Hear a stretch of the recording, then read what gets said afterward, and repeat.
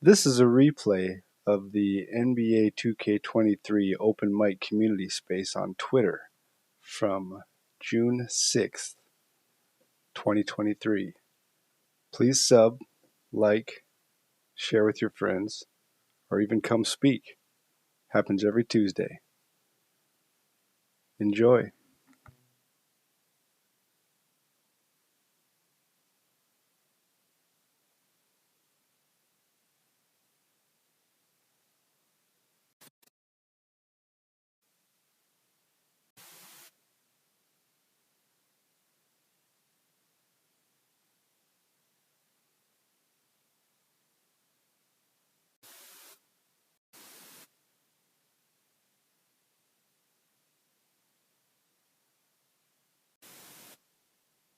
We made it to another Tuesday night in 2K, 2K23 MyTeam.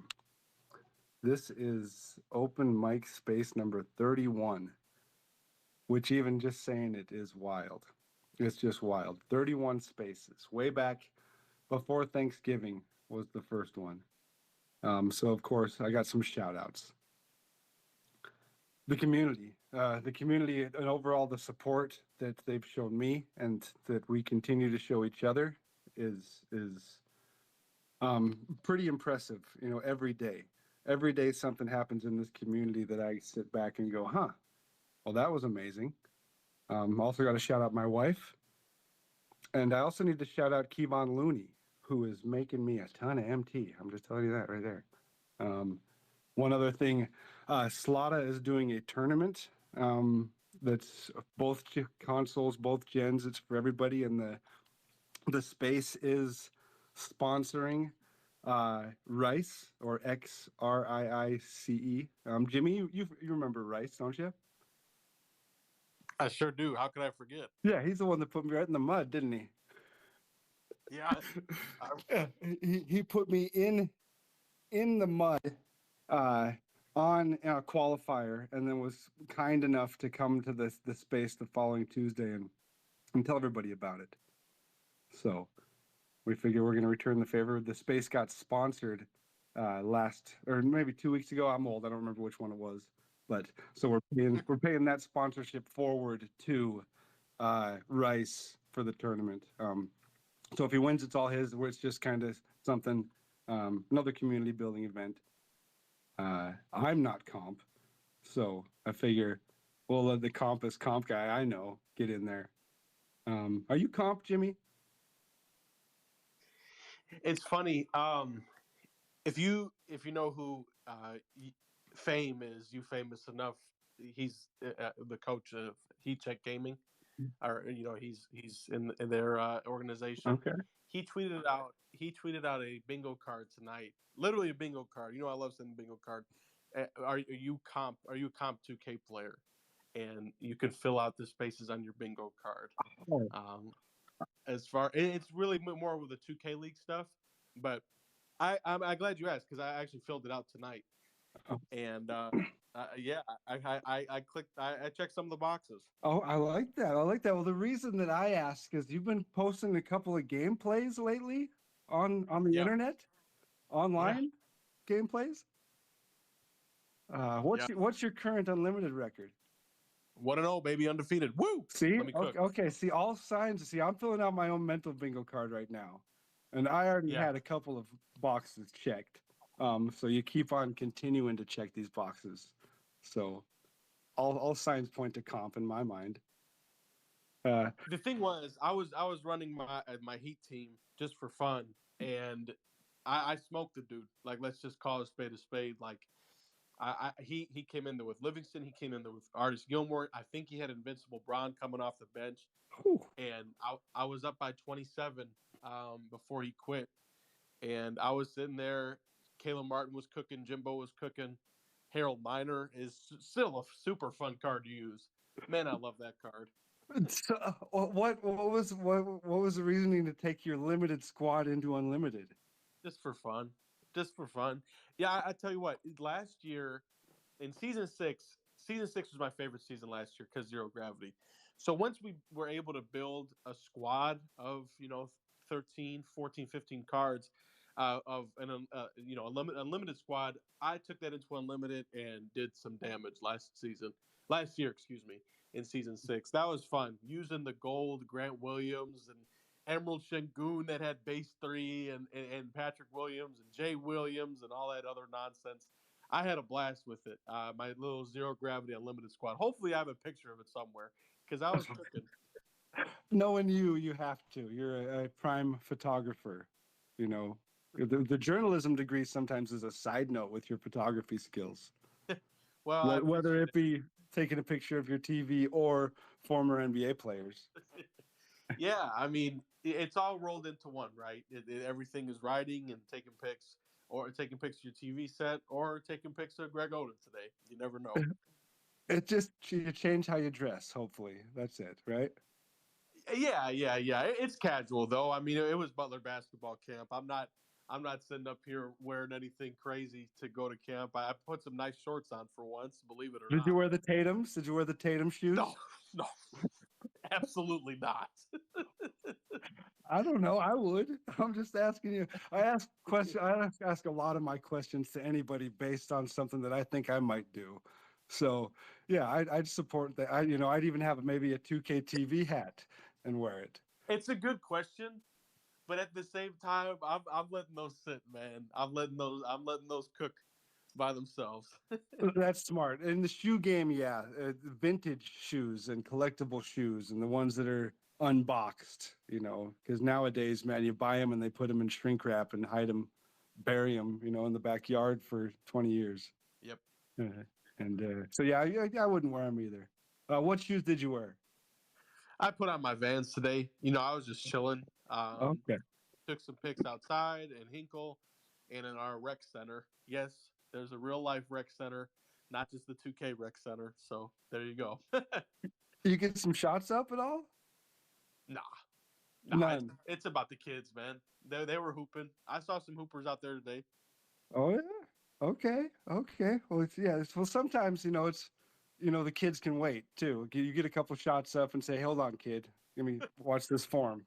Watch this form. Take I notes." actually, I have a story to share. If you'd like me to share it. We are here to share stories. That's what for 31 spaces now. Because I was trying to think about the intro and thinking about the things that have happened, the funny things that have happened. So the stories of what made this space. So I'm going to listen to your story right now.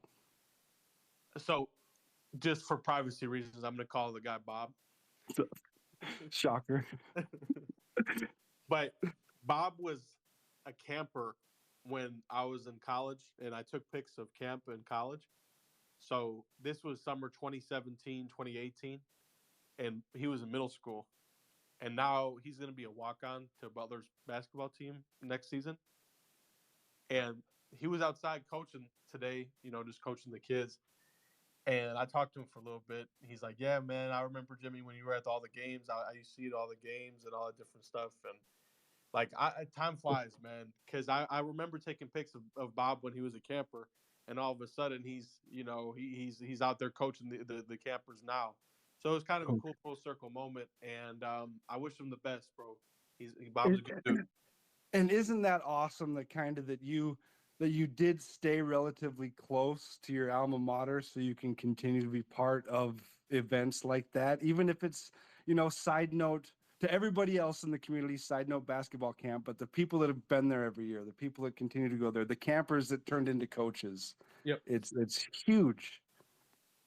And building, and so, but it's not going to be long before you start seeing some of the kids of the campers you took pictures of, right? Yep. Yeah. And I just think about it, right? So if we're up big and they put him in the game at the end and he hits a shot, the crowd is go crazy. He's a hometown kid, right? He's from Indianapolis. And I took this picture of him today. I was talking with him on Instagram, and it was a cool full circle moment today for sure. Yeah. And yeah, that's a sports thing. It's a common thread that it brings us all together, and that's whatever language you speak or whatever country you live in, we all find a common thread in sport, and that's something right there. You can always say, "I'm going to watch a ball game." You don't need to say anything else besides that. That's your plan. That's your goal. Going to watch a ball game. and see what happens. And that's what you did. You went to watch a ball game with Butler again, and look what happened. Taking pictures of Greg Oden and Bob, Big Bob, not little Bob anymore. He definitely got a lot bigger, man. Bob grew up. Let's just say that it's crazy, man. Like that was like what 5 years ago, 6 years ago. Time flies, bro. It really does. Yeah, and that kind of leads into what the intro was about, the communication, the fact that you go back there, not just to take some pictures and get out of there, but you're involved, that you're talking to people, that you're, I bet you're giving some kids pointers on jump shots. I bet you still are, Not even, really. even if Not it's really. unsolicited information or unsolicited advice. That's what I realized. I don't play unlimited on stream. Because I think the unsolicited advice would be overwhelming. That, hey, you should do this. Hey, you should do this. And I'm like, yeah, I know. I should be a lot better with how much I play this. That's the big thing. Unsolicited advice is something like, yeah, you taking pictures and then telling a kid, hey, maybe you put your elbow in a little more. But and the coach saying, hey, Jimmy, back up again. Come on, we talked about this last camp. It's funny. I talked with Coach, and yeah, I mean, you can look up who the Butler basketball coach is. That's not exactly anything private. I saw Coach right after I talked with Bob, so I chatted with him for a bit. Coach Bob too. So you get to talk with Bob and Coach Bob. Yeah, we'll leave it at that. Yeah. So that's so I'll get my intro. Maybe you have a few minutes, a little longer tonight. I got some questions for you, but I got this intro that just kind of grew on me and snowballed on me. Yeah, today is a lot better than last week. Awesome. I appreciate that. And once again, I appreciate your time. You're always on the shout out list because man, you've helped this space be consistent. Because man, every time I try to cancel and text you and call you and say, hey, we're not doing it tonight, and you say, hey, get up, get out of bed, come on, you can do it. And I appreciate those kind of texts. So thank you. Always. Yeah. And but it's about communication and evolution. Everyone is here tonight or listening whenever it is, some point, because they said in their mind more. They want to communicate more. We're on Twitter because we wanted more. And the more communication, whether that's flexing a pack pull, or you're looking for squad tips, or MT methods, or giveaways, you could check out Smol's files on YouTube. Pat the Partner, here we go. There's Let's go, certain man. things. Let's freaking go. Sorry, I had to cut you off there. I appreciate that. But that was my internal ad right there in the monologue. But it's all different forms of communication. We seek out communication, and then we get to decide how much communication or information we give back. It's very controlled on our end. And at some point we all went live, at least on Twitter, because we're all here on Twitter listening right now, or eventually on YouTube. And that going live could be a viewer on a stream, just a commenter, or a tweeter or retweeter, any version of you being live, any version of you communicating. And that's why we start to get into this, not just because of the game we play, because we want more communication with each other. And I remember it was an awesome feeling the first time I got my chat read on a live stream. Yeah. I was like, well, look at that. That was cool. You remember that, Jimmy? And I probably don't remember the exact stream, or maybe you do. I don't.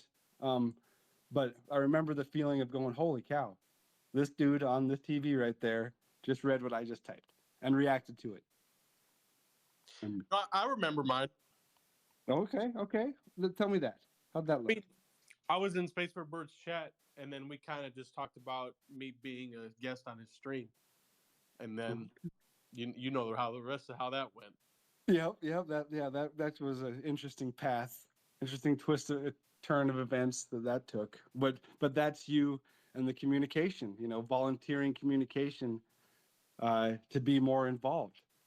And mine, I know it was I don't remember the exact chat, but had to have been in Cheap Lude's chat. It was the first one I felt gutsy enough to be like, yeah, I can talk to this guy. This guy seems cool.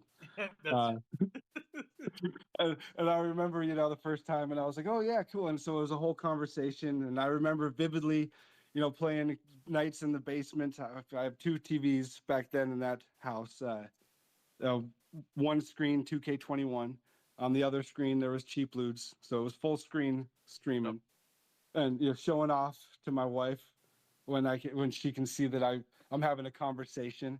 And I feel like you're in certain chats where you feel like even a VIP, even if you're not a VIP by title, but you feel like your questions are getting answered. You feel like you're having a conversation. You feel like you're vibing with somebody, and even Yep. multiple other people in chat too.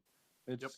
It's a whole dynamic, and got to show her kind of the door to that. This was way back in the day, 2K21. um, and I could have capped my communication there. I was having a blast. I could have said, "Yep, this is what I'm gonna do. I'm gonna grind with my homies." And at this point, my homies were Cheap Ludes, all that jazz, Oko Dre, IJ Josh, JD Crossover, and Wildmont. Those were the ones that I was watching pretty much all day, or each day watching a little bit, because I've kind of found all this information about 2K21 just when I was really getting into it, so I couldn't get enough. Oh, this method. Oh, this method. Oh, okay, we're doing this, and it was great, and easily could have said, "Yep, I'm just going to vibe with these guys and grind." And funny enough, 5 of those people were the first people I reached out to about the interview show. 5 of those 6, and since then, JD has said yes, but I think I needed a little more clout before, because I knew certain people I felt like that I could ask, and they all said yes, which is awesome. And that's a whole side note of communication. But I was fine watching, chatting, commenting on videos. That was good. That was good for me. And then uh, watching all that jazz's podcast, and then that's how I was first introduced to you, Jimmy, way back then. I had no idea that we were going to become friends. Couldn't have been, not my wildest imagination. No, but that's who I kind of introduced to the professor. I'm And kind of curious about that because how? it was just on the podcast. Oh, Yeah, it was just on the podcast, because that was, I was a big fan of jazz. I felt like I was friends with jazz. So that's pretty much how I was introduced to a lot of people, through that podcast back in 21. okay. Because I mean, I Yeah. saw you in Jazz's chat back in the day, so shout out to him. Yeah. But Yeah. at the same time, Tim, that feels like 5 years ago for me, man. 2 years ago feels like a lifetime ago, honestly. And it does. It's crazy. It's crazy how just time just steamrolls on. And that's what a lot of these kids don't understand nowadays, that they think everything sucks right now. And you say, oh, well, before you know it, you're going to wake up. Tomorrow, you're going to wake up and you've graduated and it's been 3 years. Okay. So enjoy all the stress right now. And I know, yeah, sometimes it's terrible, but it gets better. You get over it. You get past it. You work through it. You learn from it. And you're thankful for it. A lot of it. Not all of it. Some stuff you hate about your past, but you grow. And yeah, it does seem like a lifetime ago, Jimmy, because I wasn't familiar with your game. I wasn't. I mean, for me personally, like I was working, a different job. I was in Southern Indiana. I had my own place and stuff like that in my apartment. But my life looked a lot different 2 years ago at this time, and throughout 21, to be honest. So it was just it's night and day now. It's night and day. Let's just leave Not, it. for you and me both. Yeah, Yeah. for you and me both. And yeah, you're well, I guess we'll go back up to where Twitter. The Twitter thing was big for me. I don't know if anybody knows, I tweet quite a bit. Um, not as much as some people, but more than a lot of people. But the reason I had to download Twitter is because I needed to submit a question for DBG on Jazz's podcast. And of course, that file got corrupted, and that question was never submitted. And um, but now, okay, now I have Twitter. Now I have a vessel to ask questions. That's what I need Twitter for. That's it. That's all I needed it for. Yep. And again, could have stopped there. All right, communication done. All right, I'm still vibing with them now. I feel like I'm more involved with people, because I have a way to, even if it's just a little 5-second or 30-second video, whatever it was, feel like more involved. And so at this point, 2K21 was wrapping up. I got my Twitter account in April, So there was a couple more podcasts and stuff, and I was doing questions. And so there's a couple old questions that I'm on, or old podcasts that I make an appearance, which is pretty cool in the vault, in Jazz's vault. W. Um, yeah, and I didn't get 2K22, but I was still following all my 2K homies, because I love the concept of my team. I love the card collecting. I love, oh, what new card comes out? Oh, oh, this card sucks. This card's great. The praise and complaints. I loved all of it from 21. And so I was still, and then at this point in my notes, this is where I met you more as, hey, a streamer. Now, I was hanging out in your streams, and we were jamming and talking about baseball or whatever. Yeah. Yep. Yeah. And then this leads into 2K23 coming out, and then the open mic Twitter space that you and Floki did. That's lost in the annals of time, I guess. And that was a blast. That was a blast. You guys kind of opened the door to everybody. Hey, what do you think about this game coming up? Yeah. And I was hooked. You guys nailed it. Oh, thank you, man. It was fun. We had a couple. We had one where it was just us giving our thoughts, and then we had one I remember where it was we let everybody come up and do it. And honestly, we had started doing that in 21 in the summer. And Okay. we had started waffling, and I remember it was the day the Gauntlet Spotlight Challenges came out, and it was the day I got my PS5, and I was doing a Twitter space, and I always remember I turned on the PS5, and then I go ahead and I see Alex Caruso, no assist challenge. I'm like, well, how the heck are we gonna do this? So no, I mean it was fun, and I'm glad we got to do it even back then. And again, it feels like a lifetime ago, but I remember doing those spaces and back in. Oh yeah. See, I too. skipped over the one that was just you and Floki, and I jumped right to the one that was involving me. So that's kind of because it seems like social media, you got to be your own cheerleader, even more than in real life. You have to be. No, the first one was great. It was formative. I liked it. But yeah, the second one was better. That's all I'm saying. I got you. I got And you. the third one was great too. There was three of them. There was another one, wasn't there? Tim, I don't even know, man. You lose track Jeez. when you stream every day since September 8th. You lose track of the days so long there. You just know you're waffling and having fun.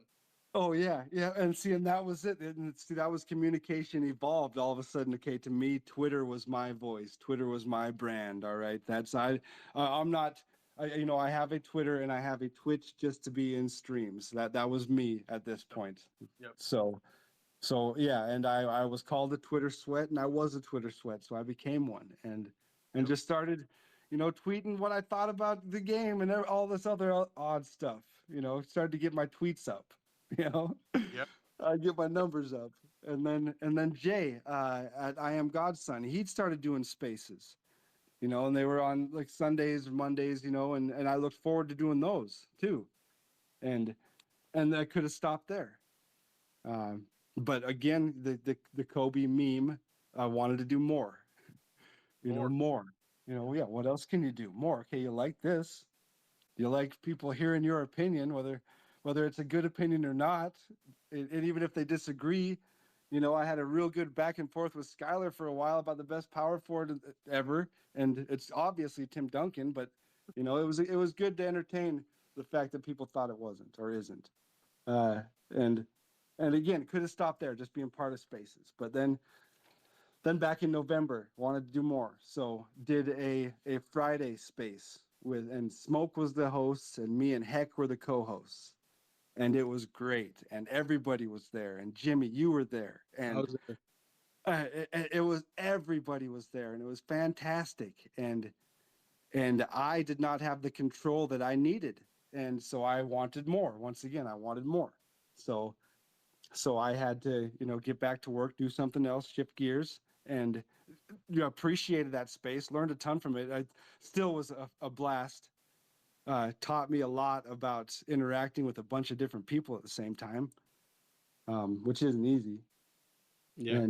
And still, Heck's still one of my best online friends, from way back in the early days of shoes and stacking MT and wondering why people are buying MT when it's so easy to just stack, yeah. And then so November 22nd did my own space, communication evolved again. And it seemed, once again, it seemed like everyone was there. Um, and that was it. Okay, every Tuesday plus quals day, that Yeah. was it. Okay, that's what we're doing. And again, could have stopped there. There's so many different points, and this goes in everybody's life where you could stop and go, okay, I'm this is good. I'm satisfied. I'm okay. But then you're going to deal with but maybe I could have done this, Yep. or maybe I should have turned here. You know, that if you don't push yourself, if you don't be ready to fall, be ready to fail, uh, that you'll get stuck in ruts. And even if it's not really a rut, even if it's just enough, but in 10 years, will you look back on it and say, was it enough now? Now looking back, could I have done this? Could I have taken advantage of this opportunity? Should I went here? Should I applied for this job? Should I ask that girl for a number? Should I have done all that? Or you could have done it and said, yeah, that sucked. I was so embarrassed. And she said no, and she laughed with her friends, and it sucked, but I did it. Or, hey, the job, the boss said I was way underqualified, and that what was I doing even applying? But I did it. You know, each time you can push yourself a little bit further. And so I didn't stop at that space either. And so of course started streaming on Twitch. And when I pulled the trigger, I needed 2 followers to hit affiliate. And that's a shout out to the community. And a shout outs to you and cousin Cam. You were the big push, and Cam was the final push to say, you know what, let's do it. We're gonna go live. And Yep. the And choppy streams and the nightmare of everything that could go wrong, and every setting was against, but no, not every setting, not everything was against me. The community wasn't against me. The community had my back. The community sat through things that I couldn't have sat through, uh, just in support. You know, it was crazy. You know, and since then I've done a couple more things to evolve my communications, started a little YouTube thing and TikTok, and and also to evo my communication. I knew I was going to stream Sunday late, so I went downstairs and I knocked on my neighbor's door, which, you know, it's odd. I've talked to him a little bit, but I know they have a small kid. And I said, hey, I'm going to be playing some music late tonight in my bedroom. Will you do me a favor and see if you can hear it? So I didn't tell them I was going to stream or anything like that, but I had my computer turned way up in my room just so they could find out if they could hear it or not. And I don't know if a lot of streamers think about that, hey, you don't want to get the cops called on you at a 4 a.m. stream because you're too loud, because you didn't do a little research that if you would have turned the volume down 4 notches, you'd have been fine. You know, especially if you live in an apartment. You know, you don't want to be a nuisance to people. You don't want your communication to be, again, unwanted, uh, unneeded. But the point is that it's who you need to communicate with is yourself, of what you want, of what's good enough, or what you need to push yourself more, and recognize what you need to do to make it happen. And you can hope you pick the right people around you to help you make it happen. But if you didn't, you got to communicate that to them and get back to work. And sometimes, it's a clean break. Sometimes it's just a shift of gears. Sometimes 2 of the tag team splits, and it's Macho Man and Hogan, and they will both go on to be champions because they were always champions.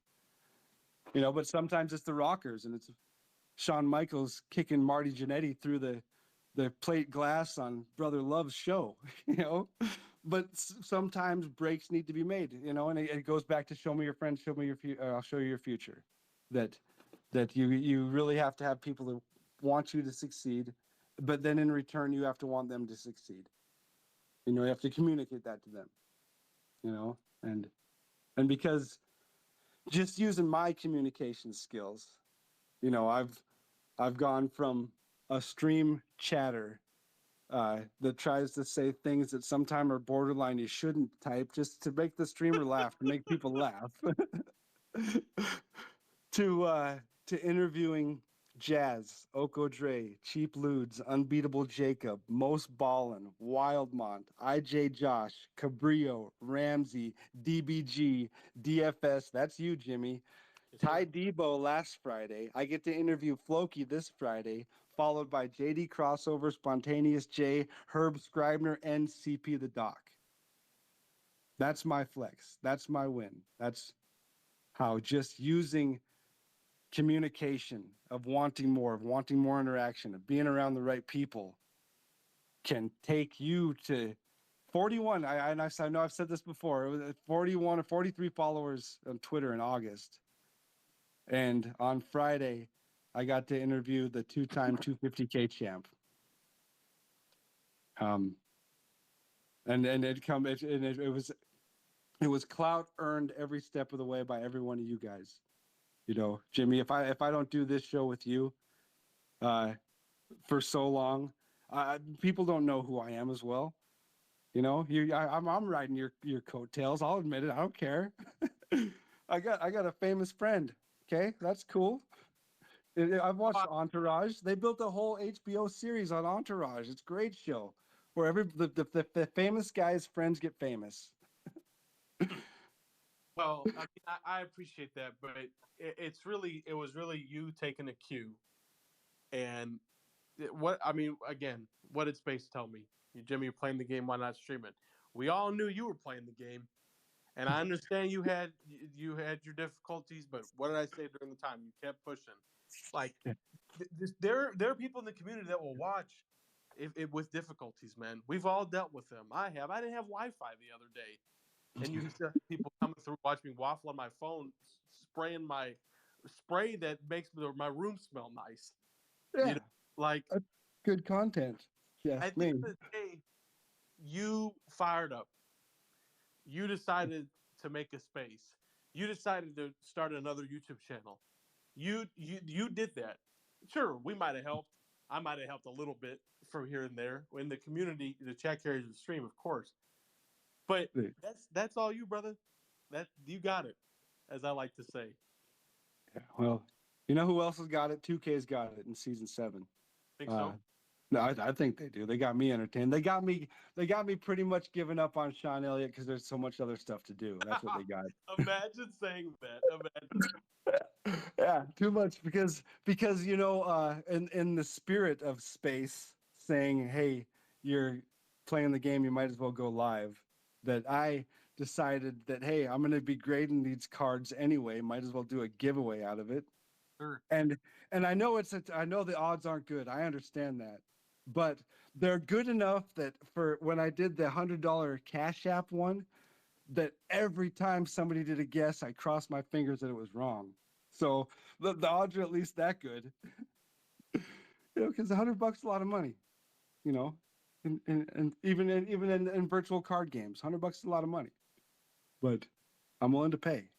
But it's a lot easier to stomach, hey, a couple of Xbox or PlayStation cards. You know, you should apply. You should try to win that, huh? You wouldn't rip packs, would you? No. Hmm. Interesting. You don't No. like great cards? I want. Packs are juicy. I want somebody else to win that. All right. Good. Me too. Me too. Now I do. See, yeah, I can accept that. And it's fun that 2K is doing these. Do you think it's a coincidence that they picked a month that was 30 days long No. for 30 teams? No. Oh, like that was planned? You think 2K knows what they're doing? I would have to imagine somebody thought that out through for a little bit. Ah, Hot take. I know. I'm saying these hot takes on stream now, and I just brought an unsolicited hot take to the space. Heck, I know you're listening. yeah. Okay. We're here for the hot takes. All right. We crave the hot takes. Mm. Yeah. They might have thought about that. Oh, I don't know, but no, seriously. I mean, every day, right? Every day in June, like I said, I'm saying 30 days in June. Today's day 6. We get objectively a really good card in Terry Cummings, coming off the strength of Vucevic. So Let's say hypothetically somebody has 2 cards to get tonight, both Cummings and Vucevic, and they have a 2-hour stream to do it. Is that doable? easily. Easily. What if they tend to waffle in the menus for like unbelievable amounts of time? I was gonna say that person, probably named Bob, would have ample time. and have time to spare to get Vucevic and Cummings. Real, Perfect. real talk, real talk. Uh, Perfect. Yeah, because Bob has a giveaway to do, and he still needs 2 cards to grade. So I'm going to talk to him about getting that done. Tell Bob, that if you pace it out right, and if you're just like playing the games back to back to back, that's going to be 40 minutes, 45 minutes on a conservative estimate, conservative Mhm. FS, to go Yeah, ahead and get that done. So let's go ahead and be conservative about it and say an hour and a half. You need 2 hours, boom, 30 minutes of waffling, if not more. I like the way you think. I like that. Planned in waffling time. Come on, Maybe man. an egg timer. Every time I'm out of a game, I turn over the egg timer to make sure I'm back in the game by the time it runs out. That might not be a bad idea for me. I say that jokingly, but thinking about that, I'd get so much more done. It took me so long to get Zion. I got Zion, by the way. Did you get I know. Zion? Yeah, twice. Twice. Yeah, it was deep into the night. I'm thinking, hey, I'm gonna pop on here and get knocked out in 3 hours, and and I didn't. I didn't. It was a little deeper into the night, but we got her done. And that was I blame the menus. I blame the auctions. No fault of my own. I got another story real quick here. Okay. All right. For anybody doesn't know, I don't even know when that was. I wake up in the middle of the night because unfortunately I do that sometimes, but it is what it is. It's all good. I wake up and I see Tim is streaming for Zion. It's like 3 a.m. my time. What? What is going on? It worked out because typically I'm traveling somewhere on the weekends. I'm doing something somewhere on the weekends. And then as the weekend kind of steamrolled ahead, all of a sudden I was working Saturday and then everybody else was doing something. And so my services weren't needed anywhere else. And so I was like, okay, all right, nice little evening to myself. And so I'm thinking, all right, gonna do the home alone. I'm gonna run through the house and jump on the bed and all that. But no, I ended up doing laundry and washing dishes and fun stuff. And then so my big long stream starting at like 4 p.m. ended up starting at like 8 p.m. my time. So probably 10 p.m. your time. Or and yeah, it was nice to have the ability to hop on stream and you not know what happened. But again, I needed to get Zion. I had a goal in my mind, might as well go live. And it was great. And yeah, I think you popped in and said, "Hey, well, what the hell are you doing awake?" And I said, "What the hell are you doing awake?" And Well, here, while I was dazed and confused at 3 a.m, yeah, it reminded me of when I got Carmelo the first time last year because I cranked out, I want to say 5.5, 6 hours, something like that, sitting behind the screen and just went ahead and I ended at like 1 o'clock in the morning. yeah, yeah. It was late. It was late for me, and but it was a good accomplishment, right? When you got Carmelo, you felt like you accomplished something. That car was great, except that he Yeah. set corners on current gen. Oh. I've heard about that. I wonder if a lot of people. I wonder if enough people know about that problem. That's what I wonder. Because there's so many people that don't. Well, Right. the office secretary was going to know about it back in the day, but that's another story for another day, man. Yeah. If Nolan is listening to this, that was for him and him alone. I love it. And another thing against the community because yeah, it was great getting Zion and everything, but then I woke up Sunday morning and I was like, okay, well, I got a little bit of time to kill. I might as well, see what's going on 2K. Might as well fire up. And and other streamers, I don't typically stream Sunday mornings, my time. And so typically other streamers were streaming there. And I caught a raid Sunday from the professor, that same dude on 2K TV. Yes, sir. I got No, no, you rated me, and I appreciate that. And I hopefully it was a well earned raid because I think I streamed for another 4 5 hours after you rated me, you. and the people stayed. So many people stayed that then that's where you realize, holy cow. And then and in that raid and in that stream. where everything's great and it was already the best thing, and all of a sudden you see this boom, somebody drops a sub, and it's most ballin', and you're like, and you're thinking, sitting there thinking, okay, now talk about in what bizarro world is now most ballin' sitting in my chat watching me. Yep. Uh, Yep. and again, that continues on, and the whole interview that I got with most, the reason it was on the day that it was, is because I accidentally told Wildmont the wrong day, Oh, and so there was a gap in the schedule. So I said, hey, I got this spot open, and Mont's like, yeah, that'll be great. And then looking to the calendar, I was like, oh geez, I don't have anybody there. And it was just one night I was up way too late talking to my wife. Mos tweeted something, so I DM Mos, and he said yes, and it was scheduled, and the rest is history. And then Sunday he subbed to my channel, and again it goes to the power of positivity. Is that what it is? Uh, Surround yourself with good people, trying to be supportive, not expecting support back, but just trying to be supportive. Unsolicited support, is that what that's called, Jimmy? I mean, I'm glad you mentioned that, because I don't know what it's called. It's just called waffling. It's just called beat a W. I'm not sure, but at the same time, like I had a similar moment with Most hanging out, rating me last summer. This dude helped carry 2K20 for me, man. So I just want to give him a huge shout out. When I was in North Dakota, I used to watch him all the time, and to have met him and talked to him and call him a friend and have him hanging out when I was laughing about Pokemon last summer. Cause last summer was when my stream started to gain a little bit of traction, and I was starting to have the most fun streaming I've ever had. And it was really neat. So yeah, I feel that, man. I feel that. And it's not just him, but I just want a special shout out in particular because that's my guy, man. So Yeah. Yep. And then, yeah, there's little moments like that that really tie the community together, that make you realize that, yeah, this is way more than just a video basketball game that we play. yep, yep. You know, Way, it's hey, way more than the video game. Way more than any of that stuff, man. I could go on and on and on and on and bore you to tears about all that, but the real ones know.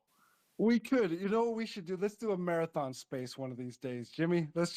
We'll start it up. We'll tell stories, huh? We'll just see how long it goes. We would be there forever, and it's like, and people would be like, okay, and this is enough waffling today. We've had enough. Yeah, they gotta wrap it up soon. Oh, geez, another story? Oh, another side note? Yeah, oh, geez. Okay. Yeah, I'm shutting this one down. But speaking of games and such, did you get Zion? Twice. Twice. What's that, on PC and Switch? Yeah, like Steam Deck. Oh, nice. Shout Nice. out to Spatial Jones. He plays on Steam. Really? Yeah, Yeah. And I think Isaac plays on Switch. Yeah. Interesting. There's dudes that play a Switch that are on Reddit. Like there's a very small faction of the MyTeam subreddit that plays on Switch. So shout out to those guys. Yeah, we'll have to see how. What do you think the co-op community on Switch looks like? I don't know if they have. I don't know if they can play it on Switch. Really?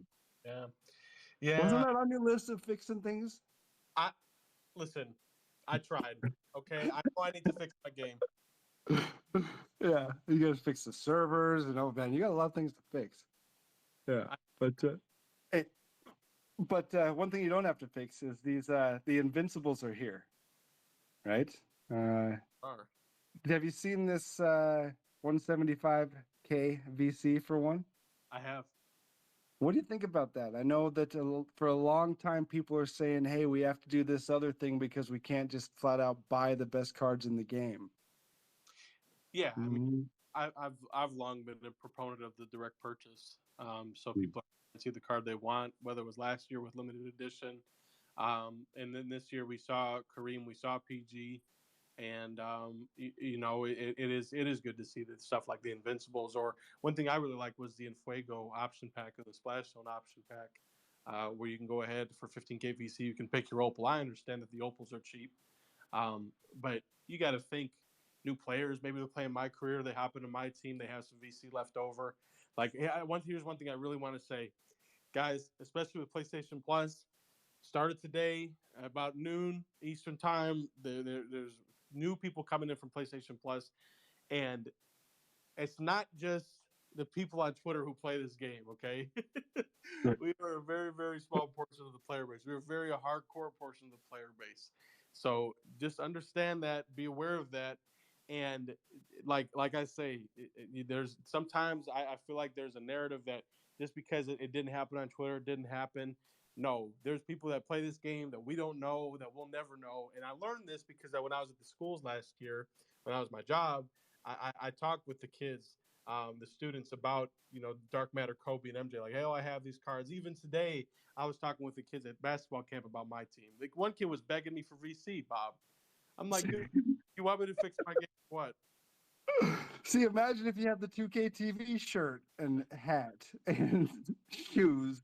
See, Nah, that's what I'd have done. That's what I'd have done. And then, keep it a little separate. Not everybody is privy to the waffling I do on a daily basis. yeah, but some of us that have noticed some of your MT strategies because you're not big on VC, but you have to find a way to make MT.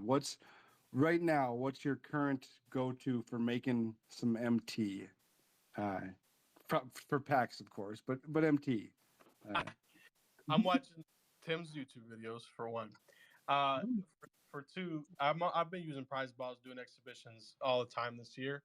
As well as that, as far as these all-time challenges go, you can sell the cards. You obviously get MT playing the challenges. You get some tokens along the way.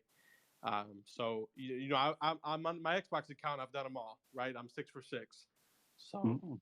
that's Is there 6 now? It's hard to keep count. six. Look at the day 6. of the month. Look at the day of the month. You're good to go. Cummings was number 6. Day of month. Okay. Write that That's down the in your clue. notes. Yep, that's the clue to how many cards are out. Okay. Yes, See, I sir. knew.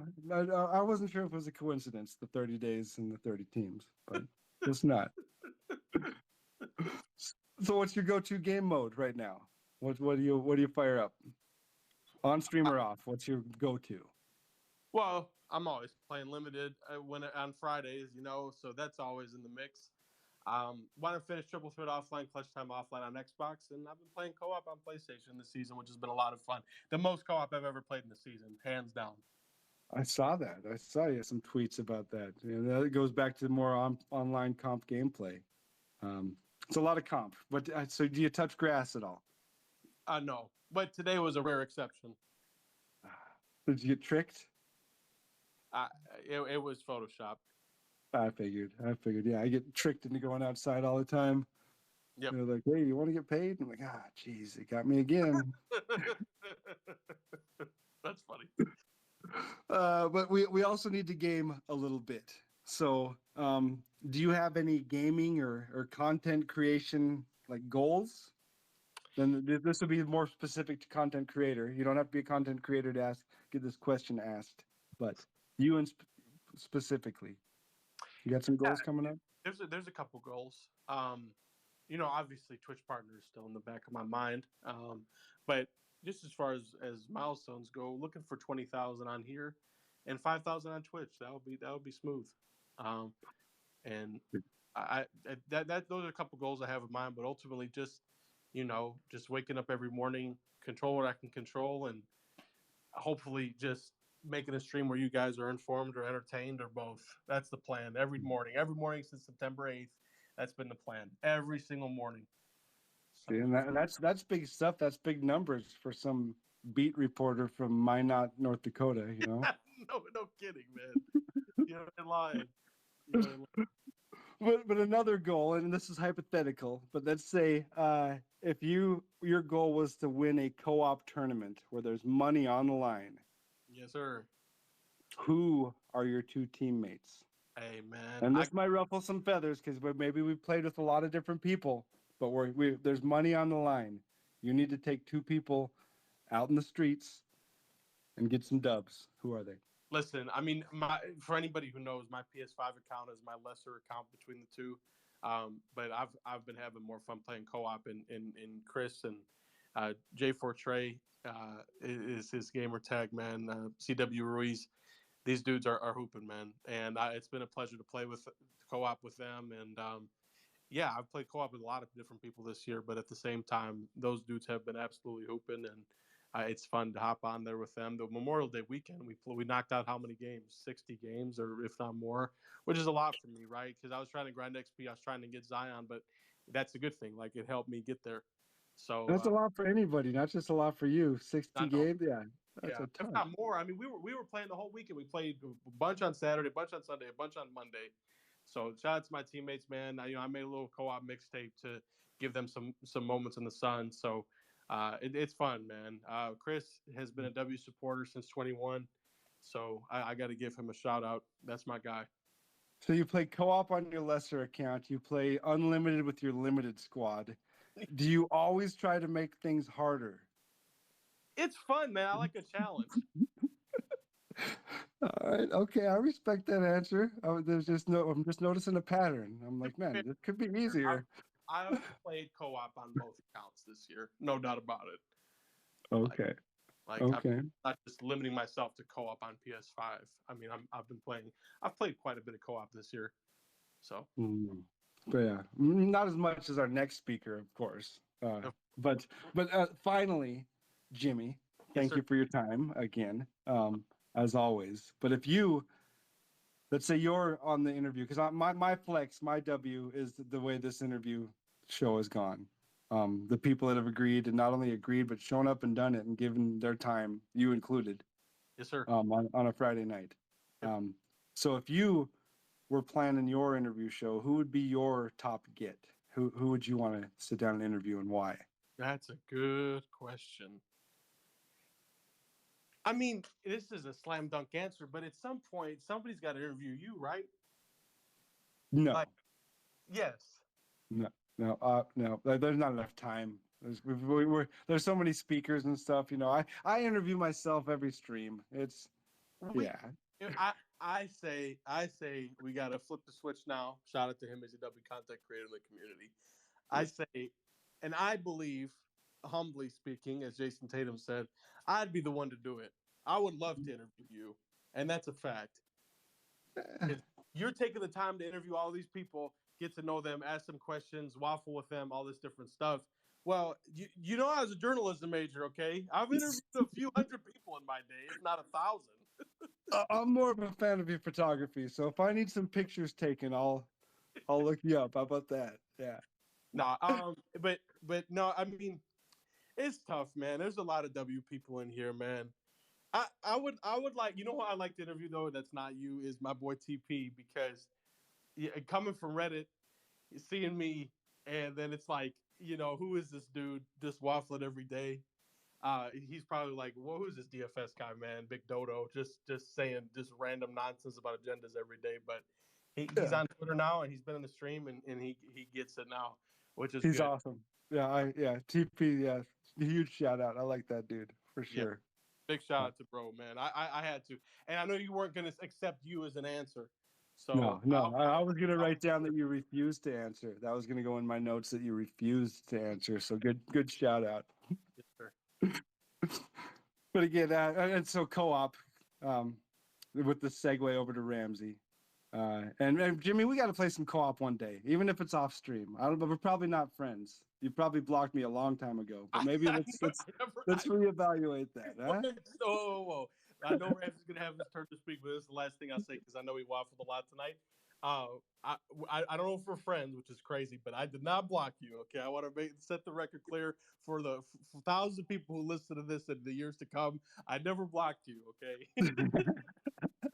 I know. I'll just put blocked question mark. All right, perfect. Ramsey, how you doing?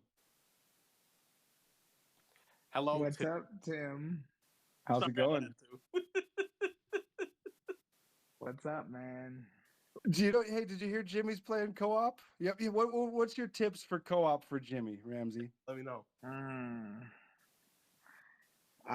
Get two offensive weapons other than yourself, and get one of them to be able to play defense by being able to read the passing lanes, and get one that can really, really score. Who are you running in co-op right now, Ramsey? In co-op right now. Okay, so I've been in love with Shaq, but Shaq been getting moved over, so I had to go with the Rick piece because at least Rick was holding his own. I had to sell the Yao piece because I had to get Braun. I don't care. Like Braun was coming home regardless. So that's just how that goes. That's just There's a how lot that of goes. information there. So Rick over Shaq. Right now, as of right now, Shaq sometimes can get the burn, but that's only if like our teammates running like Ralph or somebody. Because then I can run Shaq how I need to run Shaq. But when I run Shaq, like, and he's the only big out there, he be getting babied. I be like, I'm not seeing it, Shaq. I'm not seeing it. Like, You get But Rick I mean, yet, Jimmy? Rick is. I don't have Rick, but he's got to be him for you, right? Like I've gone up Rick against. is so damn tough. Ooh, Rick is so damn tough. I can still drop stuff now because I can still drop stuff when Rick can get to the cup now. Don't let it fool you. Like Rick is tough. Rick is Rick tough. is tough. I was carrying Ramsey and PJ on Carrie Sunday is with crazy. Rick. That is just I don't know why we're sitting here lying. Listen, y'all, this is the same man who forgot how to run in place to the basket on a basketball court. And you gonna let this man sit here and say he carried me? Who? Yeah, no, It's we're on. not It's doing on. that. Yeah. We're not doing that, buddy. What else is going on, Ramsey? What else is going on in the world?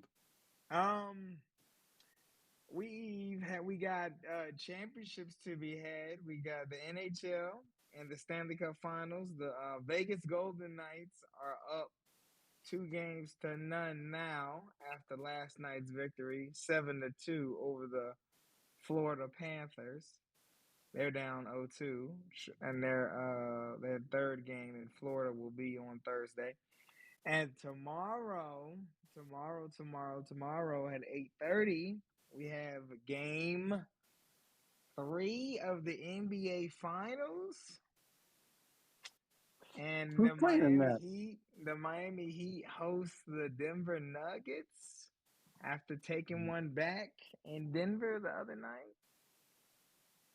Who's winning that? Who's winning the series? Has anybody's idea changed? I know a lot of people. We'd have to check the tape from last week. No, A lot of people were picking the Nuggets in a lot 4. of people Nuggets. have kept their same, picks and whatnot. I mean, I don't expect anybody to change now. I just knew that Miami was gonna have to come out and play better than what they did in game 1. Because game 1 was atrocious. But you see Max Strus was like, "Fuck what y'all saying. I'm about to let this bitch spray and bow, bow, bow right out the gate, 3 for 4." That's all. I mean, that set the tone right there. And listen, Bam, I need Bam to keep being Bam. I need Bam. Bam might have to have his best game offensively in the series tomorrow. Like he's gonna, like at home, he's gonna have to dominate. He's gonna have to figure it out. Because Cody Zeller can't listen. Cody Zeller ain't stopping Jokic at all, and we can't give up 18 again and expect to win. That ain't Who is happening. stopping Jokic? There's nobody stopping Jokic. You can Nobody. send all the No, heat at him. listen. I love when Jokic gets 30 because when Jokic gets 30, nobody else is doing all the scoring. So, and then also what we did was we let Jokic get 30, but we took away his assists, his rebounds. They were lower. Like he only had like 4 assists. Like that's How come? huge because How come every because you picture I take see that of away. Jokic, his face is all red and his nose is bleeding? It's like, are they just beating him up every He's a game?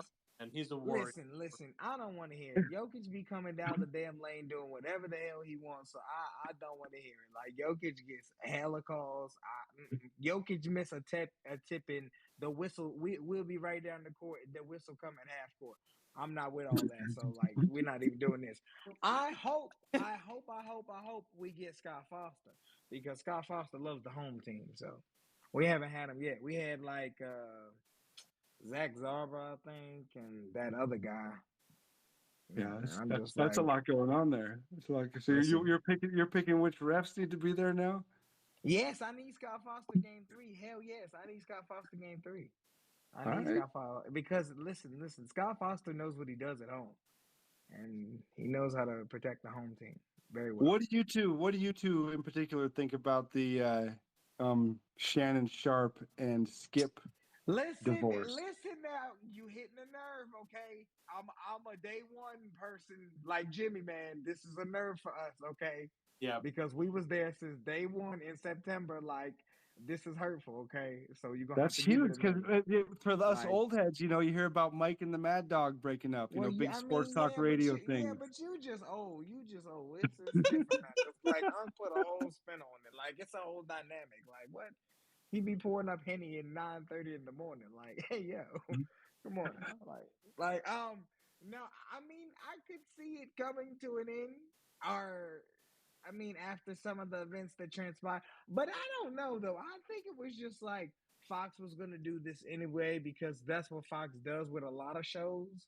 Like when their contract is up, they don't renew it. They're like, okay, well, we'll just move on or we'll just end the show. Like that's what happens a lot. So I mean, they've had a good run. They've been on since 2016. It's Would 2023. So you think the same It's thing, Jimmy? You think it was destined to end? it's tough because I remember, like, again, 2020 being in North Dakota, like, I watched the YouTube videos and just the clips all the time, just like coming home from work and stuff like that. I have so many funny videos and clips saved to my phone from back then. And I just, there was always this looming feeling, even back then, that this isn't going to last. So let's enjoy it while it is. And yeah, whatever, however many we did have left, we have left, which is not a lot, unfortunately.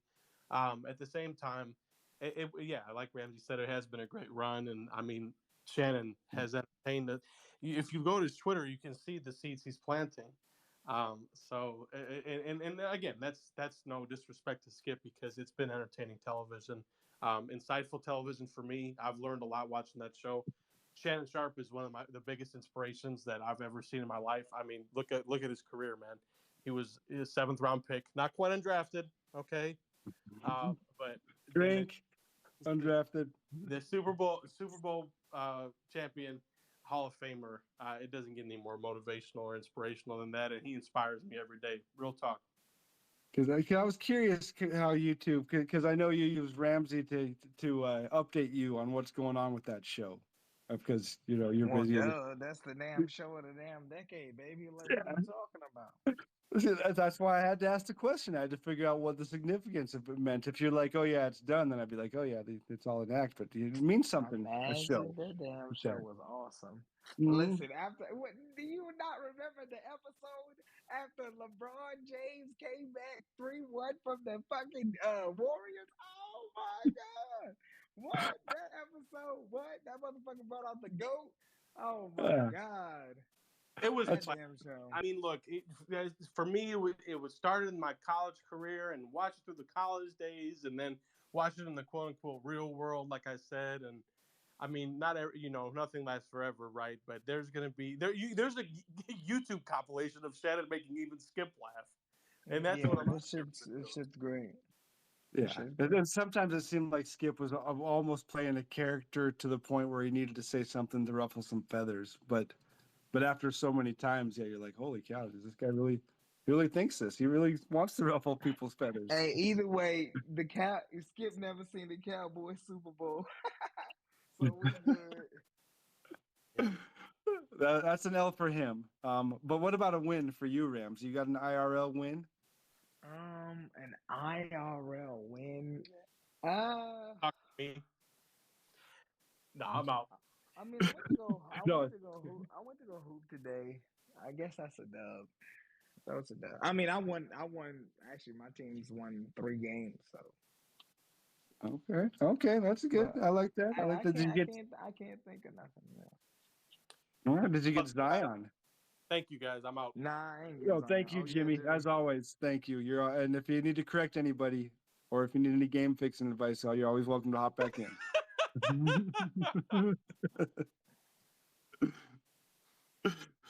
Did you get Zion then, Ramsey?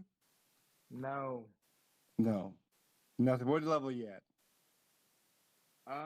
Like level 30, I think. I'm like slowly getting there. I Okay. don't really care for Zion. He's not gonna play anyway or start. Why? So Why not? because LeBron's at the 3 and T Mac's at the 2. Like Okay. Benny doesn't touch. I think we were both on a team where we watched somebody cook with Zion, though. Watched Mini Coach cook with Oh, here Zion. you go. Yes, Uh, yes, we saw Mini Coach Cook. yeah. And Look, guess who got Rick for you? Me. Exactly. You're welcome. that's right. All right. See, that's teamwork right there. So I say Zion is an amazing card from what I've watched. From what I've Yeah, watched. he's all right. What about so other Invincibles? You got LeBron, you got Mm-hmm. Shaq. Mm-hmm. So do you have like a full Invincible squad yet? No. I got T-Mac Jeez. at the 2. Okay. I'm cool And off. that's I'm cool Radiant. off centers. I got Rick. I got Rick at the 5, so I'm cool off that. Rick and Yeah. Shaq do their job. Braun and Yeah. T-Mac hold it down. So And they then changed things up a little bit with the 175K VC for a uh, Invincible. What do you think about yeah. that? Oh, you mean how it's an option? Yep, how you can just put down some money and buy that Oh, card. I mean, I think it's a W. It's just 2K trying to get some quick money for June because they're probably down on sales, which is not. I mean, that's not surprising. Mhm. I mean, it's definitely a dub because it gives anybody the option, I guess. And besides, I mean, it is June. It's not like we about to be playing this game that seriously for the next couple months anyway. It's summer and people traveling, and. So, I mean, it's a W for an option for people, I guess, to Yeah. have to. I mean, but there's definitely like just to try to increase sales, which is smart because, I mean, are you more inclined to spend $50 and rip packs and have maybe a chance, even if they increase the odds, that's still a slight chance that I could pull it, or could I just get one of the best 4 cards from that set with $50 and know that I'm getting like I can pick whichever card out of the 4 I want, and then it's Oh, just I can't sell it, but I got the card with you all got the the card. So Yep, yeah, you got at I least the think it's a cards in W. your collection. You know what you're getting with your money at least. Right? Because Yeah, I think the other way would be trying to grind MT. So if that's the route you go, what's your strategy for grinding MT? Man, just shout out to you, man, Tim. I still do my shoe method. It always works for me. I don't know if I'm doing it lucky or whatever, but like every time I still do the shoes, I'll put it up for like 15K. 2 of them, I'll be making like 30K, 60K.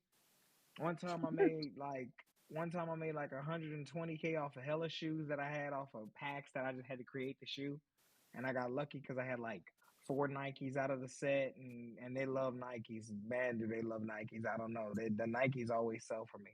First try too. The Nikes always sell for me. So yeah, shout out to you, man. The small method really works still.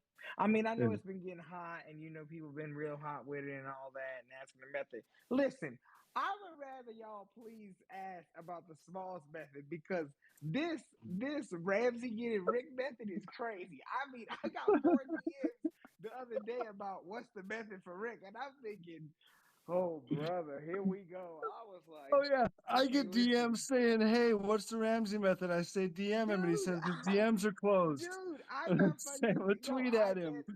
I dead seriously got DM like the guy was like. And so he said, what's the method? I said, LOL. And he was like, no. So, like, what do you have to do for Rick? I was like, oh my God. You got to play, buddy. You got to play. I love it. I love it. So Yeah, co-op's your no. main game mode, right? Yes, definitely. I'm definitely a co-op sweat. I should Mm. listen.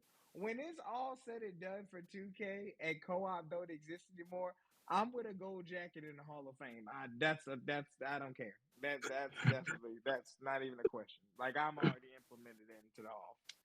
Yeah, Yeah. I like that. I like that. Okay, so when you're not dragging some people to RNG rewards in co-op, do you touch grass?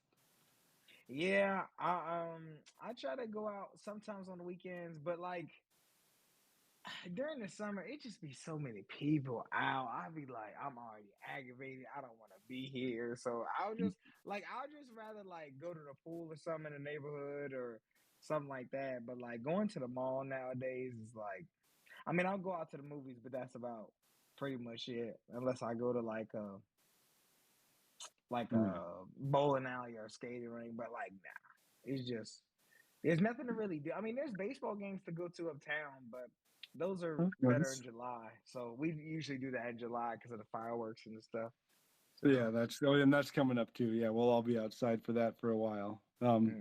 But we're not outside. We're back to gaming though. So do you have any gaming goals or even content creation plans or goals?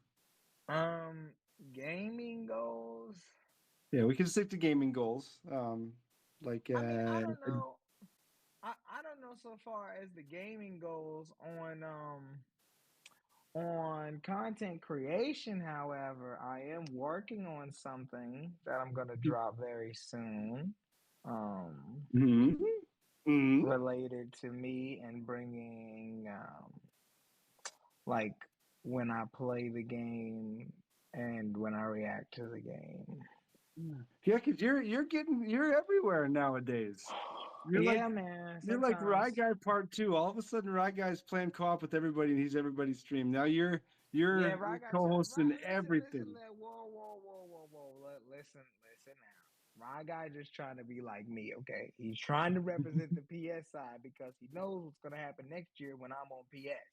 Then he's done. Like, so he has to try to get his name out there as a reliable co-op person because he knows I'm already knocking at that door. I got Fit asking me every stream, yo Ramsey, that's right. I'm like, Fit, I'm not on PS. He's like, oh yeah, my fault. I'm like, all right, Fit. All So right. okay, so how many different things are you doing right now? Like, because you're out there. You're not just a Um, Twitter guy anymore. You're I you're mean, you're I'm doing a just on. couple different Listen, shows. I'm on this weekly space with you and Jimmy, and then on Saturdays I'm with Our Culture, Our Podcast with Jermaine, King Chill, and Green Lantern, And Jay. or Jay. Yeah. So yeah, but we do that, and we talk about different things like we talk about movies and new. So you're already making content then.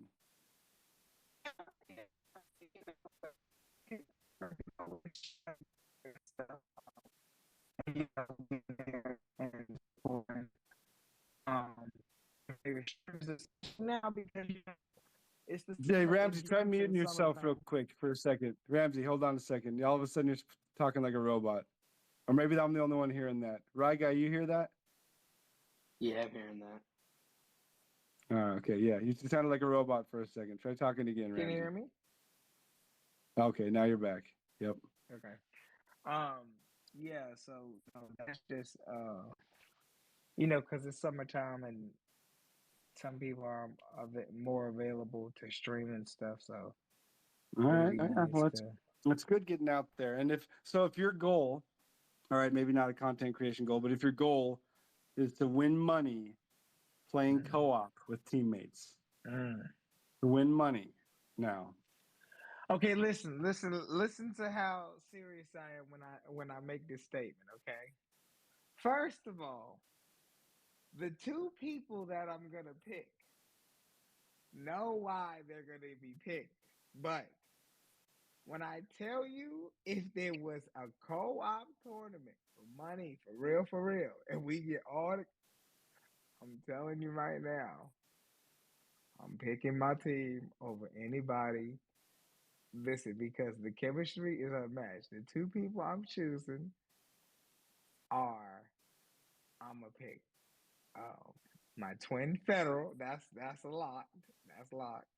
And then I'm gonna pick Shoemake because we're the money team together. But Shoemake be like when Shoemake plays with us, he'll run like let's say we want to run 30 games. He'll play like 25 games and be like, all right, I gotta go. So if we had to do a tournament for strict purposes, I'll go with my boy Minnie. Me, Minnie, No, and wait, Federal. stop by. Yes, No, you can't yes. start guessing. No, you said Fed and Shoemake. That's it. You Well, can't yeah. start bringing in more of them. Well That's it. That's then your that's locked. answer. Yep, But yeah, that's it. I mean No, but yeah, that's that's it. a done deal. Everybody else isn't good enough to play with you two, so that's fine. Or you Well, three? That's definitely, fine. definitely not you because So you you're just too old. saying. You run too slow. Like, the way you run up and down the court, we be winning like 15-5 already. Like for real though, it's All just right. Well, like at we least my running guy's gun. still running on the court. That's all I'm Hey, saying, listen, and not listen. in the stands. We running gun, Mister. Live on to these old guys that been around forever. Oh, every spur. Oh, I gotta use my all. Okay. Hey, Manu Mono, cooks. You take that Mono be back. getting Manu yeah, cooks. and he All be right. getting fried. He be getting fried. Yeah, exactly. Well, that's good answers. That's good answers. All right. I like those answers. Fed and Shoemaker, two quality dudes. I like that. Oh yeah, no, we're Um, locking shit down. Like we're dead ass locking shit down. I don't understand that you know how bad. Like no, you're not getting that ball past half court. We all lurked right. it. All right. All We right. lurked it. That's a lot. Okay. That's perfect. I like that. That's good. That's good to have confidence in your team and your teammates. Listen, And and they better be thankful. Hey, listen, you better be thankful they ain't got cross-gen because Hamza and Raga will be getting cooked every damn weekend and for fun, like clockwork. Yeah, all day. all right. That All that's right. that's all day. If you were switching it up though and not taking somebody uh, to task on the hardwood, if you were taking them in the interview booth, who who would you want to interview and why? For what? Interview for what? Just the interview? Remember how I interviewed you? Yeah. Do you remember what we talked about? Just about life and stuff? Yeah, I Who remember would that. you want to interview? Oof. Um, Mhm. I would probably want to interview. I'm gonna say I would love to interview Hamza because I would want to know, did he build the ability that he has that I respect, that I wish I had, but I damn sure don't. When he's playing this game and things don't go well, he is the calmest motherfucker I have ever seen. When I He's tell a you, robot. He's a Hamza will robot.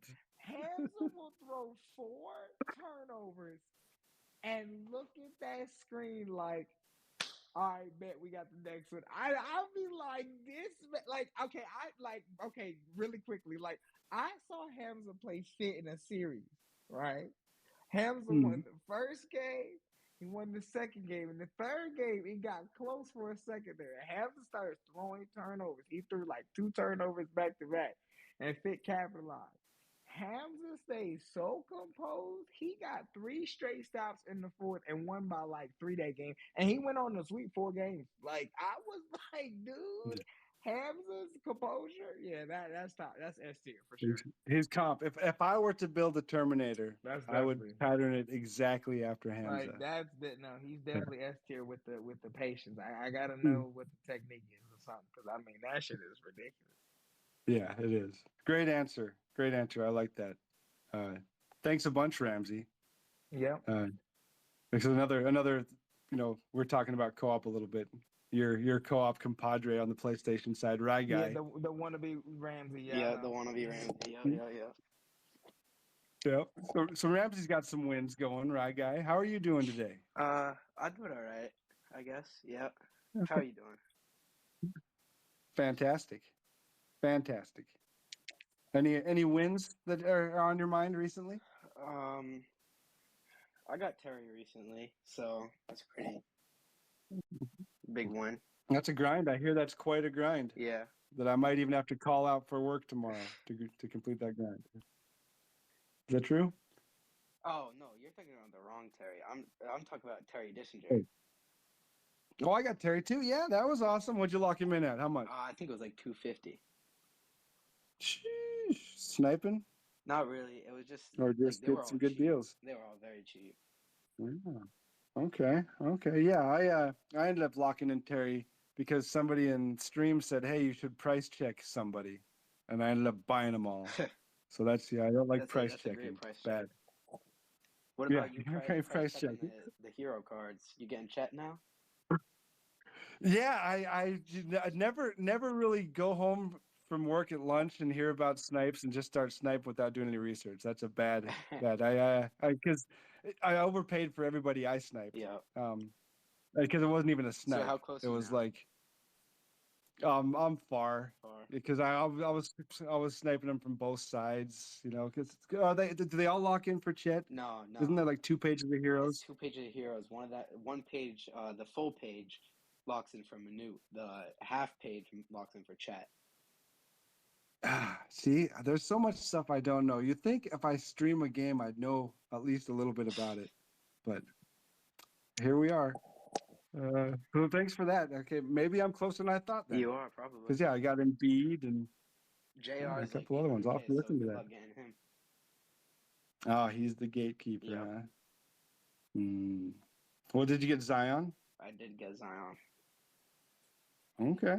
Okay. Any other Invincibles on your squad? No, only him. Just the one. Actually, Caleb Martin. Yep. He's an Invincible, you call him? Yeah. Okay. I like that. I like that. If you wanted an Invincible, you could buy one for 175K VC. Yeah, buy a whole new game with that. Okay. Well, so what do you think? What are your thoughts on that? For me, I would not.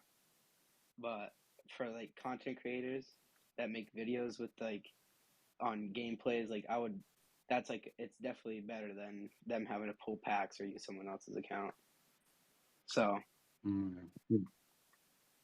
Having the option to buy the top tier card, I guess it's Yeah. good.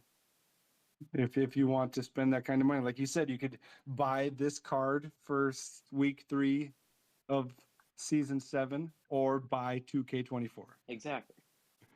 And which would you choose? So that's Do you want Shaq now that's going to last a month, or 2K24 that's going to last you what 11 months, something like that?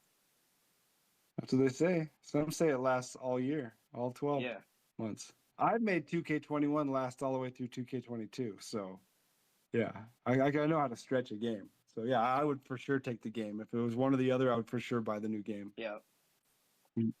So if you're not buying the VC for it, how are you making your MT? What's your main strategy?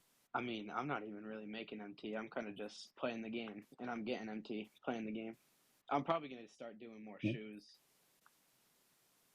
Yeah, I hear the shoes aren't selling. I wouldn't believe that Smalls guy.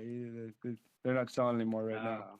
Okay, I won't do the shoes then. Oh no, you're on PlayStation. Yeah. Oh yeah, flood the market. Go ahead, flood the market. Okay. They're selling like hotcakes. Yep, flood that PlayStation market. Right. But if you're on Xbox, don't even bother posting them. They don't work on Xbox. Yeah, that's right. That's right. What's your main game mode you're playing then? Is it just the co-op? Yeah. Yeah, that's smart. It's fun. You just need one good card, and a couple Caleb good Martin. friends. Right. Caleb Martin. That's the dude. So it's crazy how quick you'd back a Heat player. See, I don't think of him as a Heat player though. I just think he's a undrafted player to me. I mean, he should know him. He fried his whole franchise. Yeah, in the and now look at him against the 39. Nuggets though, and that's what I'm saying. Hey, listen. But what did you say? Look at him against the Consider him who? undrafted. No. Look at him against the who? The Nuggets, meaning he's in the what? NBA Finals. And that means that the Celtics are not. Exactly. That's pretty good. That's pretty good, right, guy? That you're just going to consider him undrafted. Yeah. That got be a LOL. LOL. Here. That's Thank crazy. you. LOL. So if you're not grinding with Caleb Martin, do you touch grass? Yeah, I do. Yeah. What do you do? What's your move? Basketball. IRL basketball. Okay. I like that. You shoot a 3? Yeah. Okay. You make a 3? Yeah. I'm kind of like Hamza. Big difference between shooting and making a 3. Just I can shoot. I can't make. I'm like John Morant. I'm a sharpshooter. Oh. Whoa! What do you mean by that? In basketball. What do you mean? Of course, yeah. Basketball, of course, basketball. Yeah. Of course. And so when you're not taking shots at NBA superstars, and we're talking about gaming, you're a bit of a content creator yourself. Somewhat. Do you have any you have any plans or goals with the content creation? My goal, well, I'm aiming for Twitch partner. I know it's gonna be a while, but that's what I'm aiming for. That's my goal. Okay, I like that. I like that. Keep pushing. It's all about believing in yourself. If you don't believe in yourself, nobody else will. Yep. If your goal was, you're a big co-op sweat, so you probably played with a few different people. Yeah. All right, probably quite a few different people. A few people. Yeah. So now let's say you're getting called to compete in the All Valley tournament for Okay. co-op, and it's for money. Yep. And you get to pick two people to enter that tournament of all the people you played with, but only two. You don't get to start naming a fourth and a fifth and a sixth to try to make everybody happy. I gotta narrow it down a lot. So, I gotta say, so if we were talking about like season 5, season 6, well, actually, no, you said only name 2 people. So, I would say right now, if I were to go into a tournament right now with 2 people, it would be Hamza and Most. Because I mean, I played with Hamza a lot. Like me and Hamza are always playing co-op together. So, and then I kind of forced Most to start playing co-op with us. So now he plays co-op a lot. So when we run, we barely lose. I mean, we run. Most runs Rick, Hamza runs Shaq, I run Caleb Martin. So I got some spot up big men in the corners if I need them. I like that. I like that. That's hashtag most don't miss. And you played with quite a few, so that's pretty good. So Rye Guy, Hamza, and Most would be the PlayStation side, huh? Yep. Okay, I like that. All right, but if okay, now we're not talking about running on the basketball court. Yep. We're talking about grilling somebody in the interrogation room. Okay. All right. Now you got to be the interviewer. What I've had to struggle through for 12 interviews so far, and I got a few more coming up. But now that's you. And you get to pick one person to interview. Okay. Who are you picking? I would pick Freebase. I mean, that interview would be fire. I feel like this man got tons of stories. Is that just his personality on the interview, bro? That'd be probably one of the best interviews you ever heard. What would be your first question? I don't know. It'd have to be, "What up, Pimp Juice?" That would be the question. What up, Pimp Juice? That's the first thing I say in that interview. What up, Pimp Juice? Yeah, it would have to be. It would have to be. No, that's a great answer. Yeah, I like that. Oh, I appreciate you. I appreciate you being on the interview here and now. Of course. Anytime. And appreciate your contribution to the community as well. Thank you. And even though you are on the PlayStation side. Yep. Another PlayStation representative is Hollow J, Spontaneous J. How are you doing? I'm doing well. How are you, Tim? I'm doing good. It's weird. It feels like I haven't talked to you in forever for some reason. I don't know. Do a wave because I want to wave to everyone else in the space here, and you all can emote back how you're feeling. Hopefully, we see some thumbs ups and 100s saying hello to everyone, and I hope you all request to speak. Yep, we got a couple. I know Alex is up. We got Evan up. Jimmy Crack Corn is in the ready. So a couple other people coming up for sure. What's going on in your life as far as wins? We're talking about like a couple of wins. I'm bragging a little bit. I got to brag. I like bragging. I'm fine with that. I'll admit it. What do you want to brag about? Because there's something good that's happened to you lately. Well, I guess 2 things. One is I'm glad that when I went to get my eye checkup, as most of you know, I had this retinal tear that the routine checkup they found. And thankfully, 2 weeks after the procedure, I got the all clear, which means I can read chat again. And I can, read books if I ever did that. I read chat probably more than I read books. So it's a W to do that. And kind of a side story, if you all want to Google Lex Gillette, he is a Paralympic world record holder in the long jump. And he recently came to speak to my company, and he's legally blind. And he lost his sight at 8 years old. And if you Google him, you'll find out his website and his story. And it's just amazing how he found the right coaches and people to set him up for success. And then now he's a Olympic record holder. So it's kind of nice to see what he's done when I had my own recent scare, but it's a W when you can find out that your health is good and you can, wake up the next day feeling like nothing ever happened. And that is huge. And yeah, and all it takes is something like that to to be a little bit more thankful for things, right? And Definitely. and it sucks that we have to be in that position that it takes something like that. Like if when you have a stuffed up nose forever, that first day that you can start breathing again, you're like, oh my gosh, this is great to be able to breathe. And you cherish it for 20 minutes and then you don't care about it anymore. It's like that. We take our health for granted until there's something that says, oh, maybe things aren't so good. So Yeah, just good job. definitely, appreciate the things that we have, and I remember I was like I would go into someone's stream and I would type with my thumbs on my phone with my eyes closed. Hopefully that autocorrect doesn't sell on me.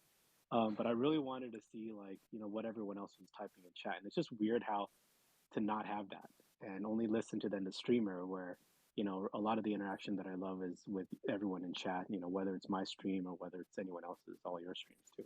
So Wow. So yeah, that's spooky, man. That's spooky. Yeah, I don't want to focus on it, but I don't want to make light of it. I'm happy that everything is good. thank For you. real. Thank you. Appreciate For it. real. And thank you all for the love and all the DMs checking up on me and stuff like that. And I know I didn't respond immediately, but y'all know why. And I just feel blessed to be part of the community. So thank you all. And we're blessed to have you. We're blessed to have Zion as our level 40. Did you bless your squad with Zion yet?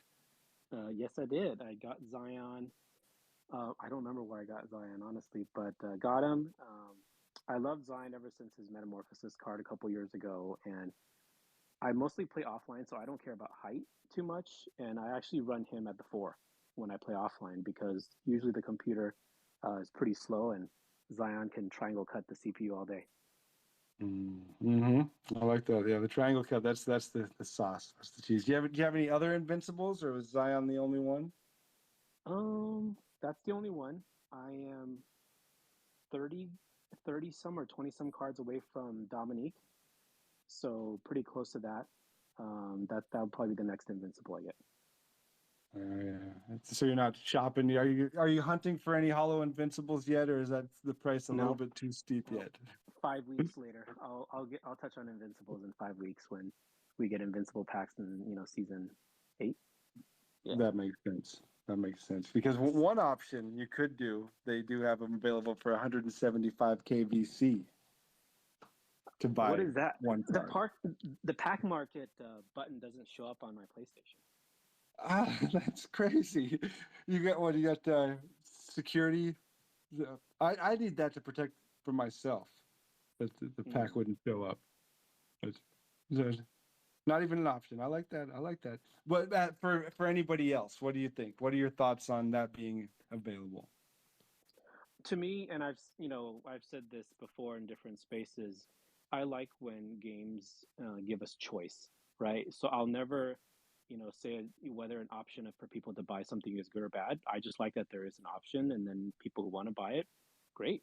They earn their money however they earned it, through work or through birthday and Christmas gifts or whatever. So if they want to spend it, great.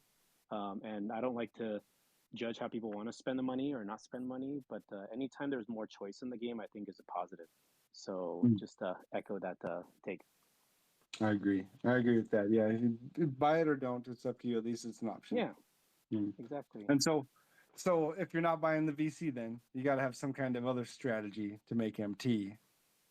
What's your move? What's your go-to move right about now? I think my go-to move is the shotgun approach. You got to do a little bit of everything. Every season, every event, how you make MT is a little bit different, whether it's evos, bid sniping, boosts, badges. And I think the weird thing about right now is the boosts and badges are a little bit tougher to make MT. I think recently the biggest thing was the playoff set.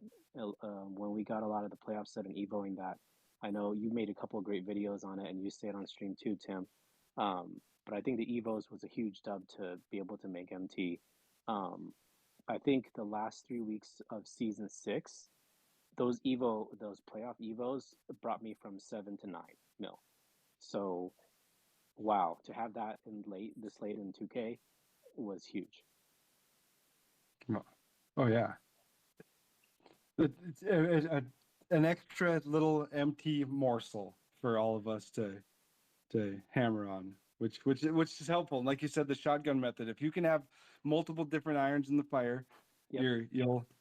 that's the only way to make MT.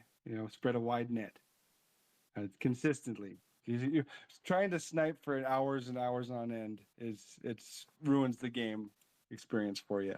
And for So. some folks are great at that. I just don't have the endurance for it. Mhm. So I'm Yeah. usually rotating between filters just to have that variety. Oh yeah, and to and see some fresh different streamers things, are right? amazing at it, and they can do it, and they can enjoy it, and make it entertaining and stuff. But then you see Oh some kid yeah. who just watched a streamer snipe Invincible LeBron for 100K, and he spends 26 hours on the CM filter, and there's nothing. Yeah, I think our methods are just a little more tried and true as far as it's not the big ticket, it's not the big score, but it's a bunch of winning hands.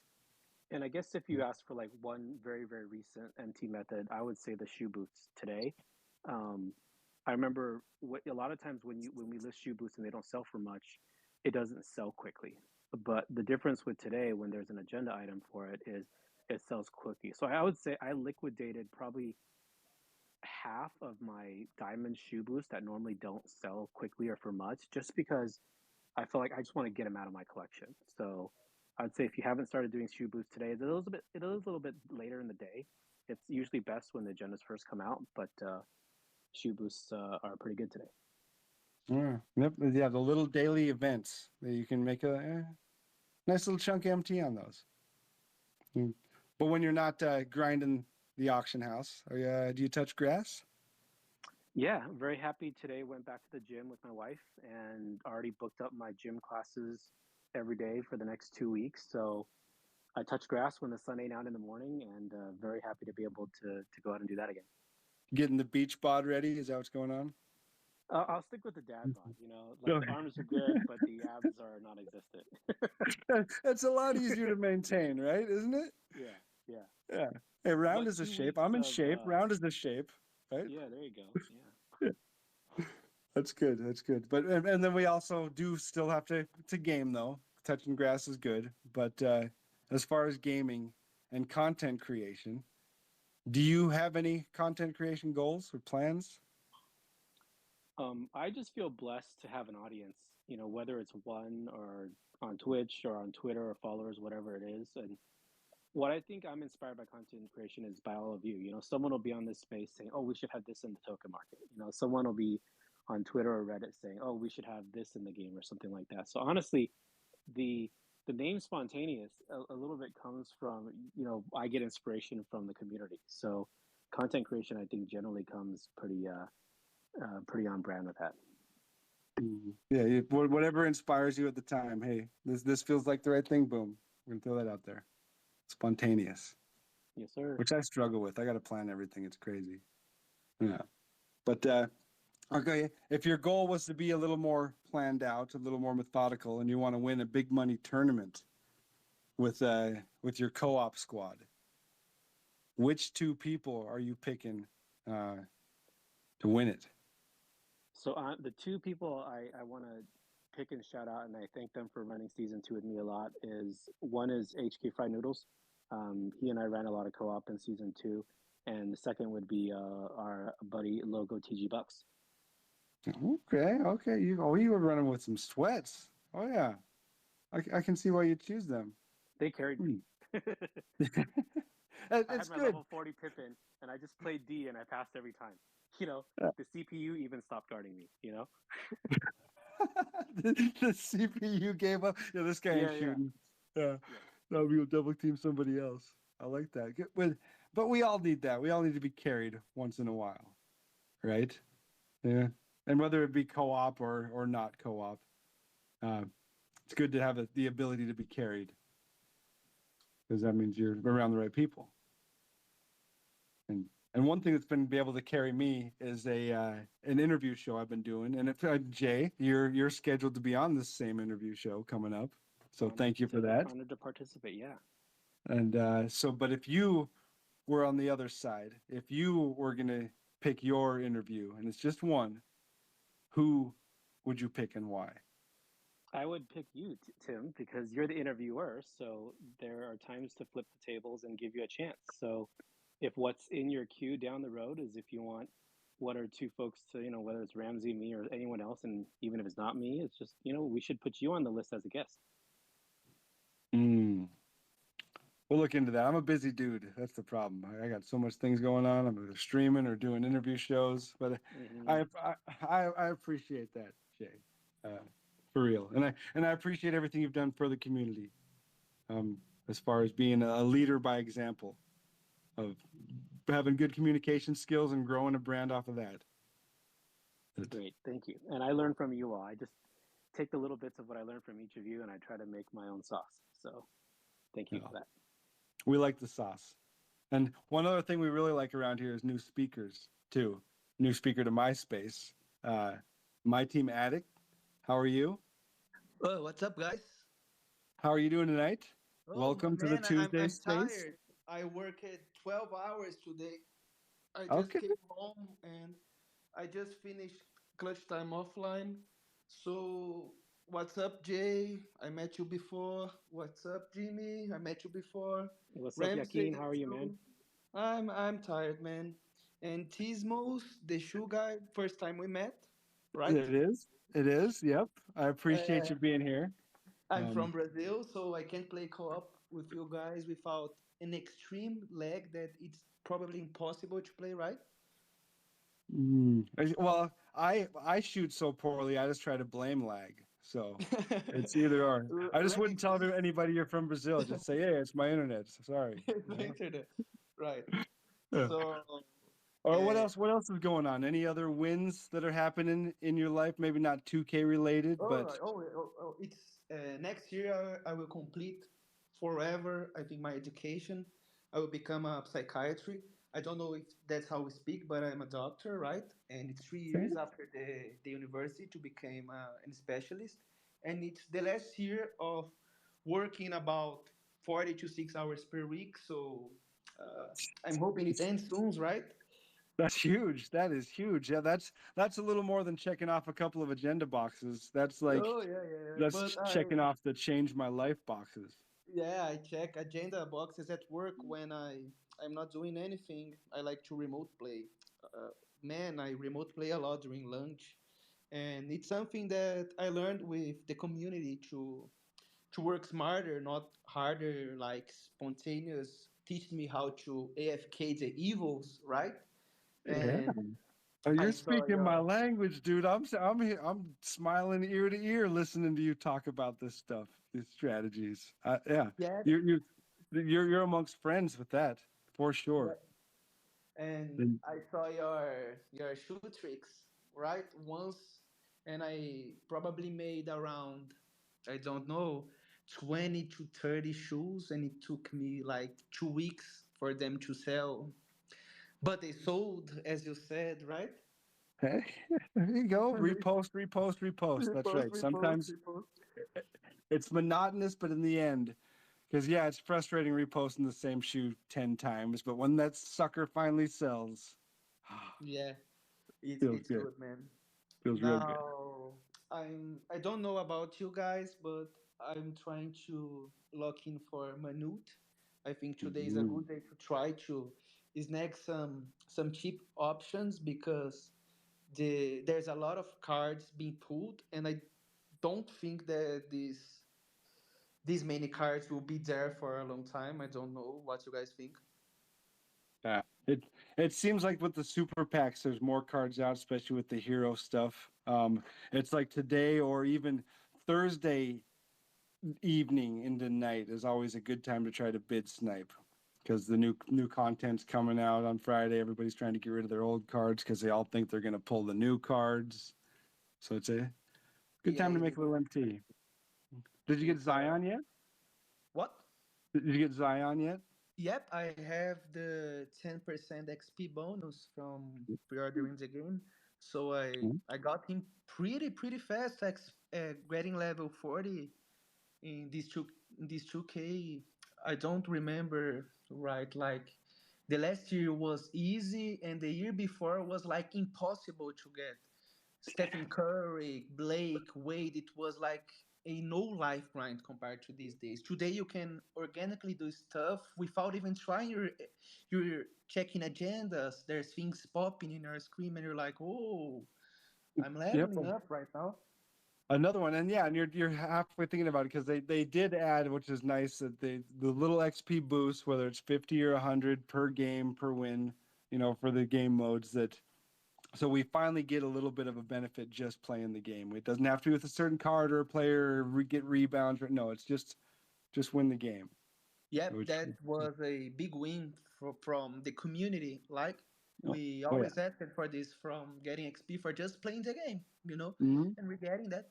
It's becoming easier and easier, but at the end, the rewards, in my opinion, were better, right? But it's better to be accessible for the masses, in my opinion. These cards, the grind must be realistic for them. Mm-hmm. Yep. More people with access to the game, more people get excited about Zion, and then before you know it, more people are ripping packs. So more people are buying the 175K VC for a single card. What do you Yeah. think about that? What's your thoughts about like what Ragai was saying? It's just Uh, as much as the game itself. is it Thursday that we'll have another space to talk about prices, right? Oh no, that's Jimmy. Jimmy Crack Corn's got a Oh, space on okay. Thursday. I will tell you something, right? And Yeah, you in don't the spoil anything. This is just what you think about because if you got some hot sauce, No, I'd I say will say it will say simple. Right, I will not spoil anything, but it's a big win. It's the guaranteed packs. It's something that we can see our money being spent in something that we want, right? Instead of gambling.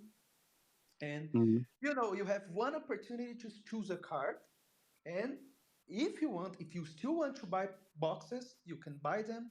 They're cheaper, and the odds they they don't suck, but they are tricky. It's 20% of dark matters, but in my opinion, it's less than 2% still for invincibles. Yeah, But at it's the end, they it's a make win. the odds too blanketed. Yeah, because you can scroll the easiest pullable dark matter to the most rare dark matter, and it's all the same blanket odds. And when obviously you're pulling two different cards at two different rates. Yeah, it's like that. But I think it's unanimous, right? Like Mm. it's a big win. It's something we asked. I If it saw helps. once Troyzen reaping 500 packs from Kobe. Oh. Yeah. Was it Oh yeah. Yeah. 500? Watching those long streams like that, like Troy Dan. Yeah, Yeah, it's nuts. It's nuts. So it's at least there's the option. All right. So, there is. but if you're not grinding the game and you're not performing psychiatry, are you touch grass? You go outside much? Oh, no, no, No. a little bit because my wife is not with me. She's in another city, 300 kilometers. It's like 250 miles from me. So I saw her once every 15 days. And when I'm not with her or I'm not working, I don't have much things to do, so I just grind this game. But when I go to São Paulo, a city here in Brazil, I touch grass. Now, when I'm working in my city, no, I don't touch grass. I don't have the time to touch grass. Oh, no, no, oh, no, no, no. I have the time, but I don't have nowadays the money or the energy. But I touch Oh yeah. but I touch Yeah, grass. you got a lot of things going on, especially with the whole schooling thing. That's huge. That's huge. So it seems like the time is going to start freeing up a little bit for you. Yeah, Um, I, but I, I hope so. but if your goal was to buy time because you want a bunch of money by playing co-op, who who would you need as part of your team to win that tournament? Because it's got to be the best players you played with. Have you Uh, played much uh, co-op? you know, because in South American servers there are not a lot of players playing co-op. You will not find a game you can try Really? in any platform. We just play in our server. It's just unlimited and triple threat online and clutch time online in the beginning of the season. I wonder if Jimmy knows that he needs to fix the South American servers as well. Interesting. We'll have to tell him about it in chat in the morning. South American servers. That's crazy. That's a bummer because co-op is the most fun that a lot of us have. It is. Of course it is. Of Yeah. course it is. Because you play with your friends, and a lot of the annoying stuff that happens in 1v1 games doesn't happen there. Like the pool of balling with center, you can't do that in that Mm, place. yep. But I've And never anytime you can played. play with a human on your team, it's better than this version of 2K because there's so many things wrong with your AI teammates that Oh yes, they'll the stop mid spacing cut. As issue. soon as you see them open cut and you pass it and they for some reason stop. And you're like, wait, dude, I passed because you were cutting. And where a human teammate might end up cutting to the basket. Yeah, So there's a few problems that 2K needs to address in the next games. all right. But So if you got to pick two people to play on your co-op team, I then in my who would you pick? you guys don't know who are they because it's impossible. But I have a clan here with my friends in Brazil. They are like in Portuguese it's bad bagres. It's like bad fish esports. We are like three guys, and each one of us is almost perfect in one aspect of gameplay. I am the unlimited guy. There's a Tition guy, and there's another unlimited guy. And like our server, there isn't more than 1,000 players. So if one of us lose, we will hunt them, right? We Mm. seek for revenge, and we sometimes put prizes on their heads. Like if you win against him and you send me a picture, you have 50K MT right now. I like that. I like that. Yeah, Ah. it's not toxic. It's all right. I must send like 1 million MT for people this year. That's hilarious. The bounties, getting revenge for your buddies. I like Yeah, that. yeah, yeah. I like that. There was once in season three I told that to Jay. Like there was 100K bounty for my head for an entire season, and I lost like 5 times. And every time I lost, people would come to my chat and said, "Oh, look what I got," and they showed me a picture with like 100K in a shoe, right? That's awesome. That's awesome. Yeah, Well, at least proves it's a little bit beyond basketball. Now there's pride on the line. yeah, There's yeah. rep on the line. I like But that. it's I like that. But one thing I've been having a blast with, I do an interview show on Fridays, um, that I get to interview people I think are interesting, have a good story. If you got to do that, who would you pick to interview? let me see. From the community or from the world? This will live forever on YouTube, so it's up to you to Let me pick see. who you want to answer. I've never I've never talked with DBG, right? And he was the first guy which I've met in YouTube, right? So I've like I when he sent me a message, I was like, oh my god, the guy which introduced me to 2K basics and in signatures and animations, right? Probably would be him. To be honest, there was a lot of small YouTubers which are not there anymore, like Energetic, the sniper guy, Mm-hmm. like Mm-hmm. Me from GC, which was a sniper. I don't know if you guys know who are they, but Energetic is like a trophy hunter nowadays, and I Yep. still Yep. watch his videos. Yeah, that's awesome. No, that's a good answer. I like that. Yeah, DBG, he's a wealth of knowledge, that's for sure. And you real quick, Junior, we're probably not going to get to you tonight. We got a couple other speakers, so I know you requested, but Okay, sorry okay. about that. Thank you, The, Tismos. no, that was Junior. No, I was talking to Junior, my team addict. You're still up. You're still on the clock. Okay, okay, okay.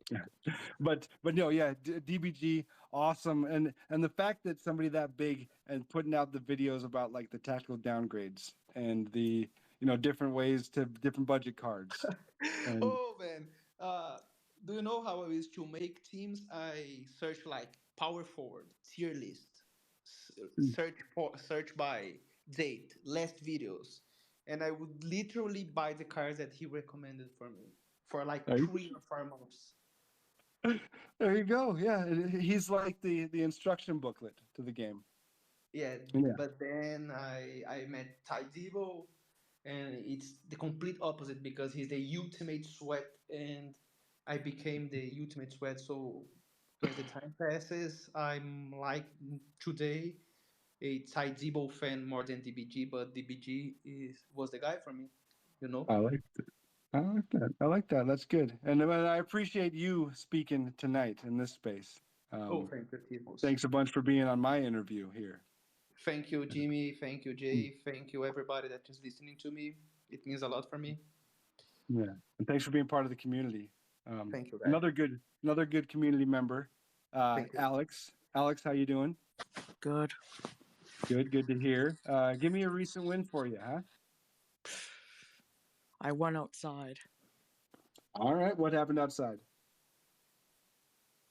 I played with my dogs. Okay, all right, that's good. That's what we got to do more of in the summertime. We got to get outside for sure. Yeah. Did you scoop Zion yet? Nope. No Zion. Are you getting Zion? Nope. Do you have any Invincibles yet? No. What are your thoughts on this 175K VC pack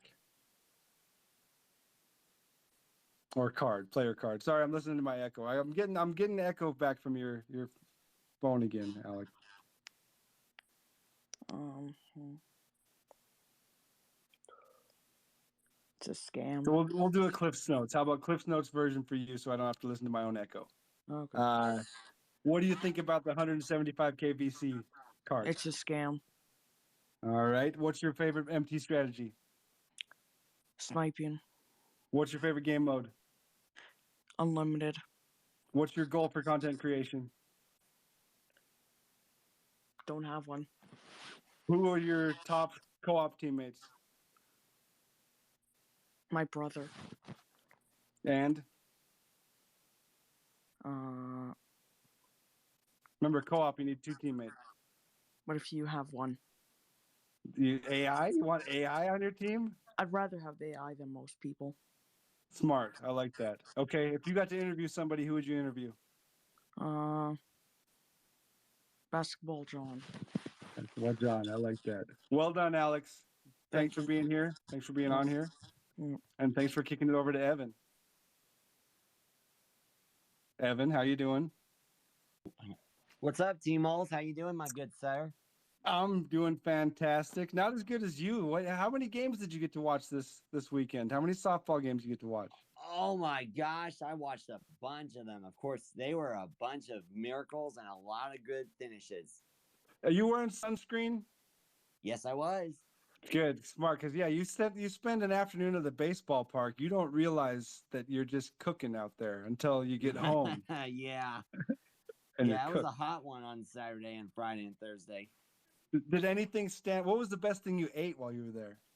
Oh, well, after when we watched Oklahoma and Stanford play, we went back to my mom's car, and then we just got an update that the Florida State OSU game got delayed, and we had to wait for it because it was raining. I'm like, come on. Yeah, rain delays are the worst. All right, Yeah, especially when and you're then ready to go. Yeah, and then after when the rain delay came, we went back to the stadium, and then I was on my way to go get some of the concessions, and they were saying, "Shut everything down, we're closing." And I'm like, "I just got here, come on!" What's your go-to thing at the concession stand? Is it a pretzel? Is it Cracker Jacks? Is it a hot dog? What's your I go for number one funnel thing? cakes. Funnel cakes. Holy cow! What kind of sauce on the top? I like the strawberry sauce on funnel cakes. Oh, that's a good flavor. I like the original, but I like chocolate on mine. Chocolate with whipped cream, a ton of whipped cream. It's like an ice cream sundae. Oh yeah, I like that. Yeah, that's one of the best parts about going out to an event like that is when you get to enjoy the food.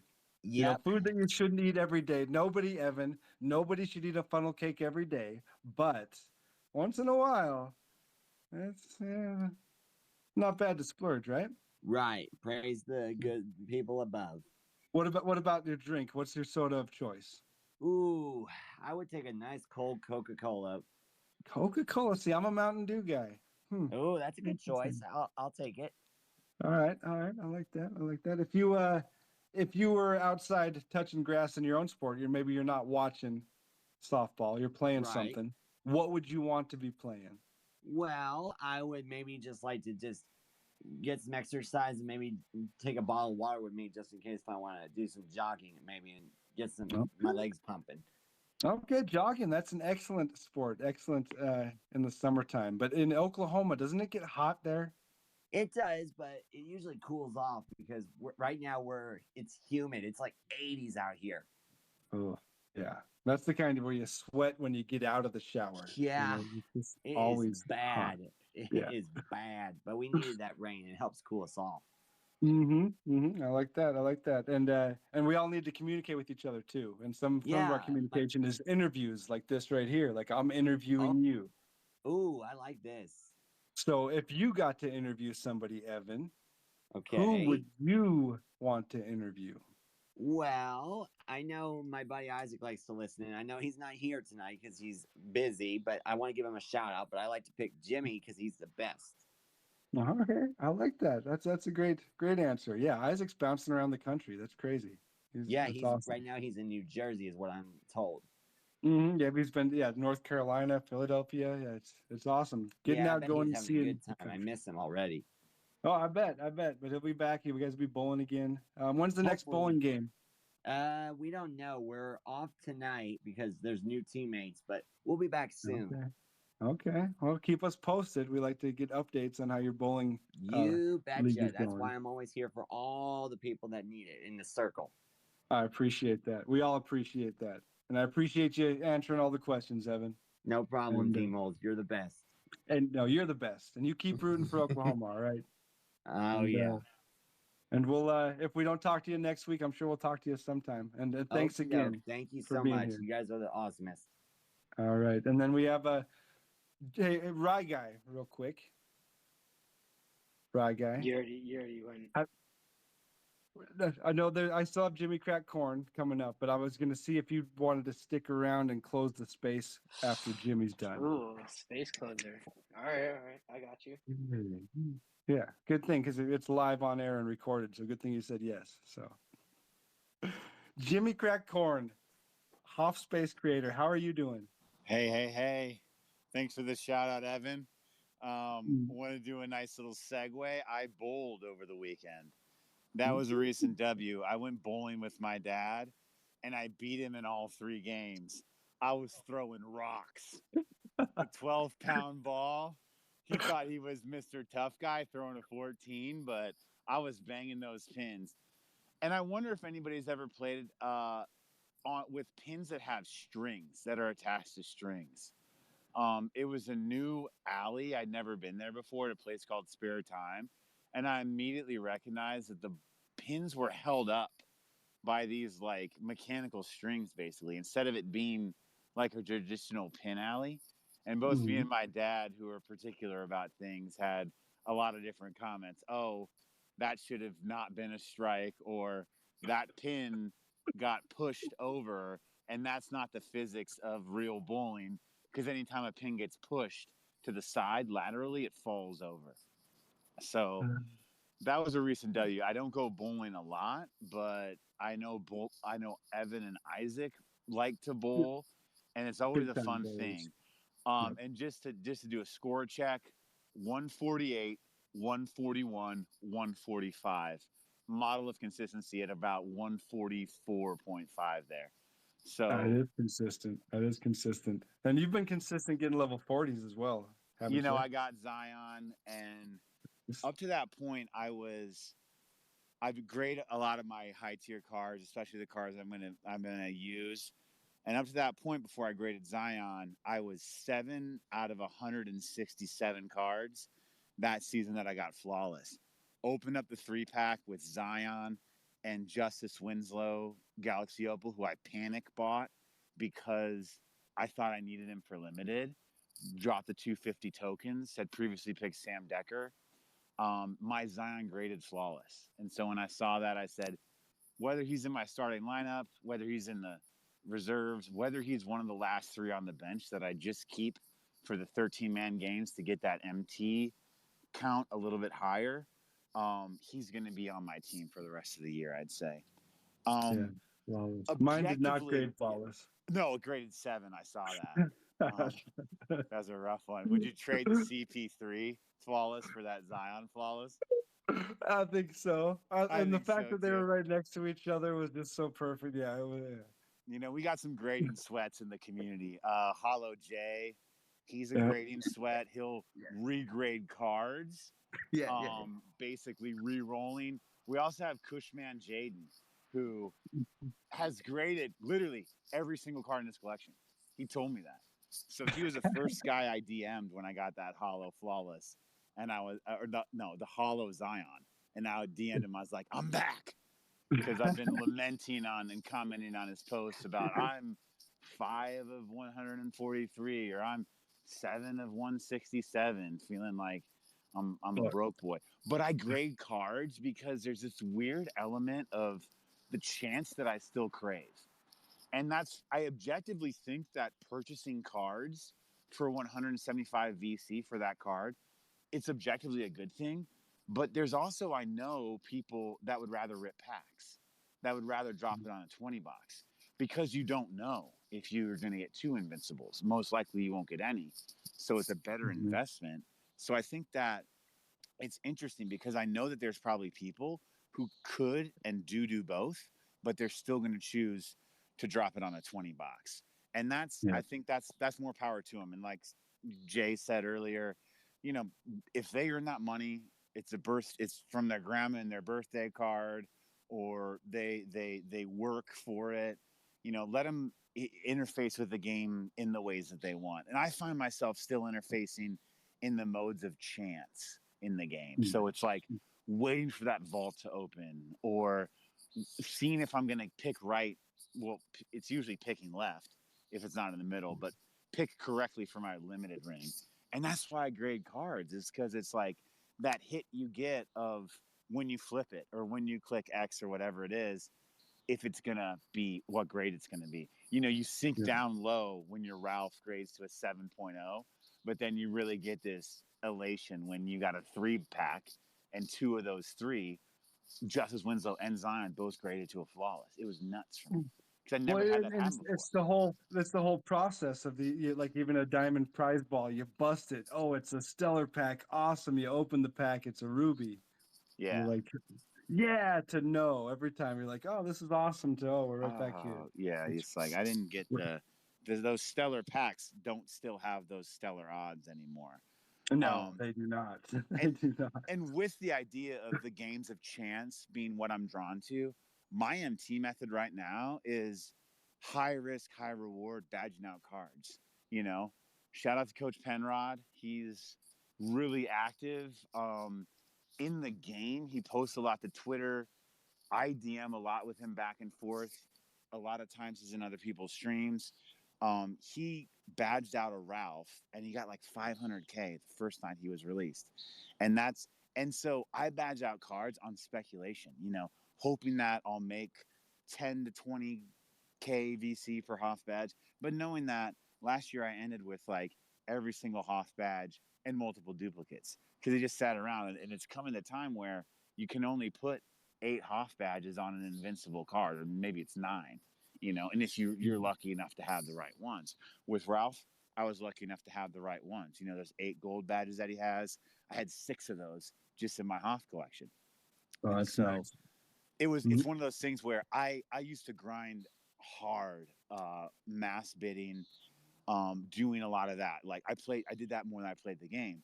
But when they entered in non-auctionable packs, specifically the rush cards, because they did a similar thing last year. It was like they had a Galaxy Opal and a Dark Matter that would be in the vaults, and those Galaxy Opals would fly out to the point where people would just post them up for a minimum, you know, basically buyout. So I'd bid on all those, and then I'd flip them, because there were these like bots that would just like scoop them up for a certain price. So they made non-auctionable packs. cards in our collection, I think, as a way to stop the mass generation of MT in the game. And so that when I noticed that and I saw that trend, I sort of pulled back from what would be me hardcore grinding the game, which is on those kind of those filters, doing the mass building on some of those low tier cards. Oh, yeah. So you got to get creative now. Yeah, and it's also like I'm a little bit lazier, because I know that I could end the game with 5 million, having all the best cards, but it gets to a certain point where you just use the cards you're having fun with, or I don't take myself and my gameplay serious enough that I'm gonna try to be good at anything, So I just want to do it, play for satisfaction. If I can beat the CPU, my favorite game mode right now is challenges. It's been challenges almost the whole year because they've kept feeding and kept creating new challenges, whether it's the challenges for a pack, so I'm kind of looking to what's the worst I can get out of the win the weekend pack, but like I'm still trying for that win the weekend pack because there's that chance you can pull the Invincible and it'll be non-auctionable. You're saying there's a chance, so you're saying there's a chance. It's less than 2%. I agree with what you just said. Yep. I'm touching grass right now. I'm actually at a hotel. I'm traveling for work. I'm about to go into a Kroger, get some ice cream for dessert right outside my favorite hotel chain, Hampton Inn, for the free Wi-Fi, free breakfast. But how I like to touch grass, it sounds kind of creepy, borderline. I like to play pickup basketball. Unfortunately, in the summer, the pickup games, they just like kind of dry out a little bit. We don't have as much of an active community in the town that I live in playing 5v5. So I like to play pickleball and go to the pool. So a couple of years ago, 2021, we went to the pool like almost every night. And they have a high dive. And up to that point, I'd never done a front flip off of a high dive. And I was like, not only do I want to do a front flip off of a high dive, but I want to do 10 every night that I come. So I'm grinding front flips off of a high dive. And I'm kind of getting back into that, doing it for fun. Doing it to kind of like prove to other people that you might be an old man, but you can still do things with your body. And it also, when you see an old man doing a front flip off of a high dive, it brings hype to the boards.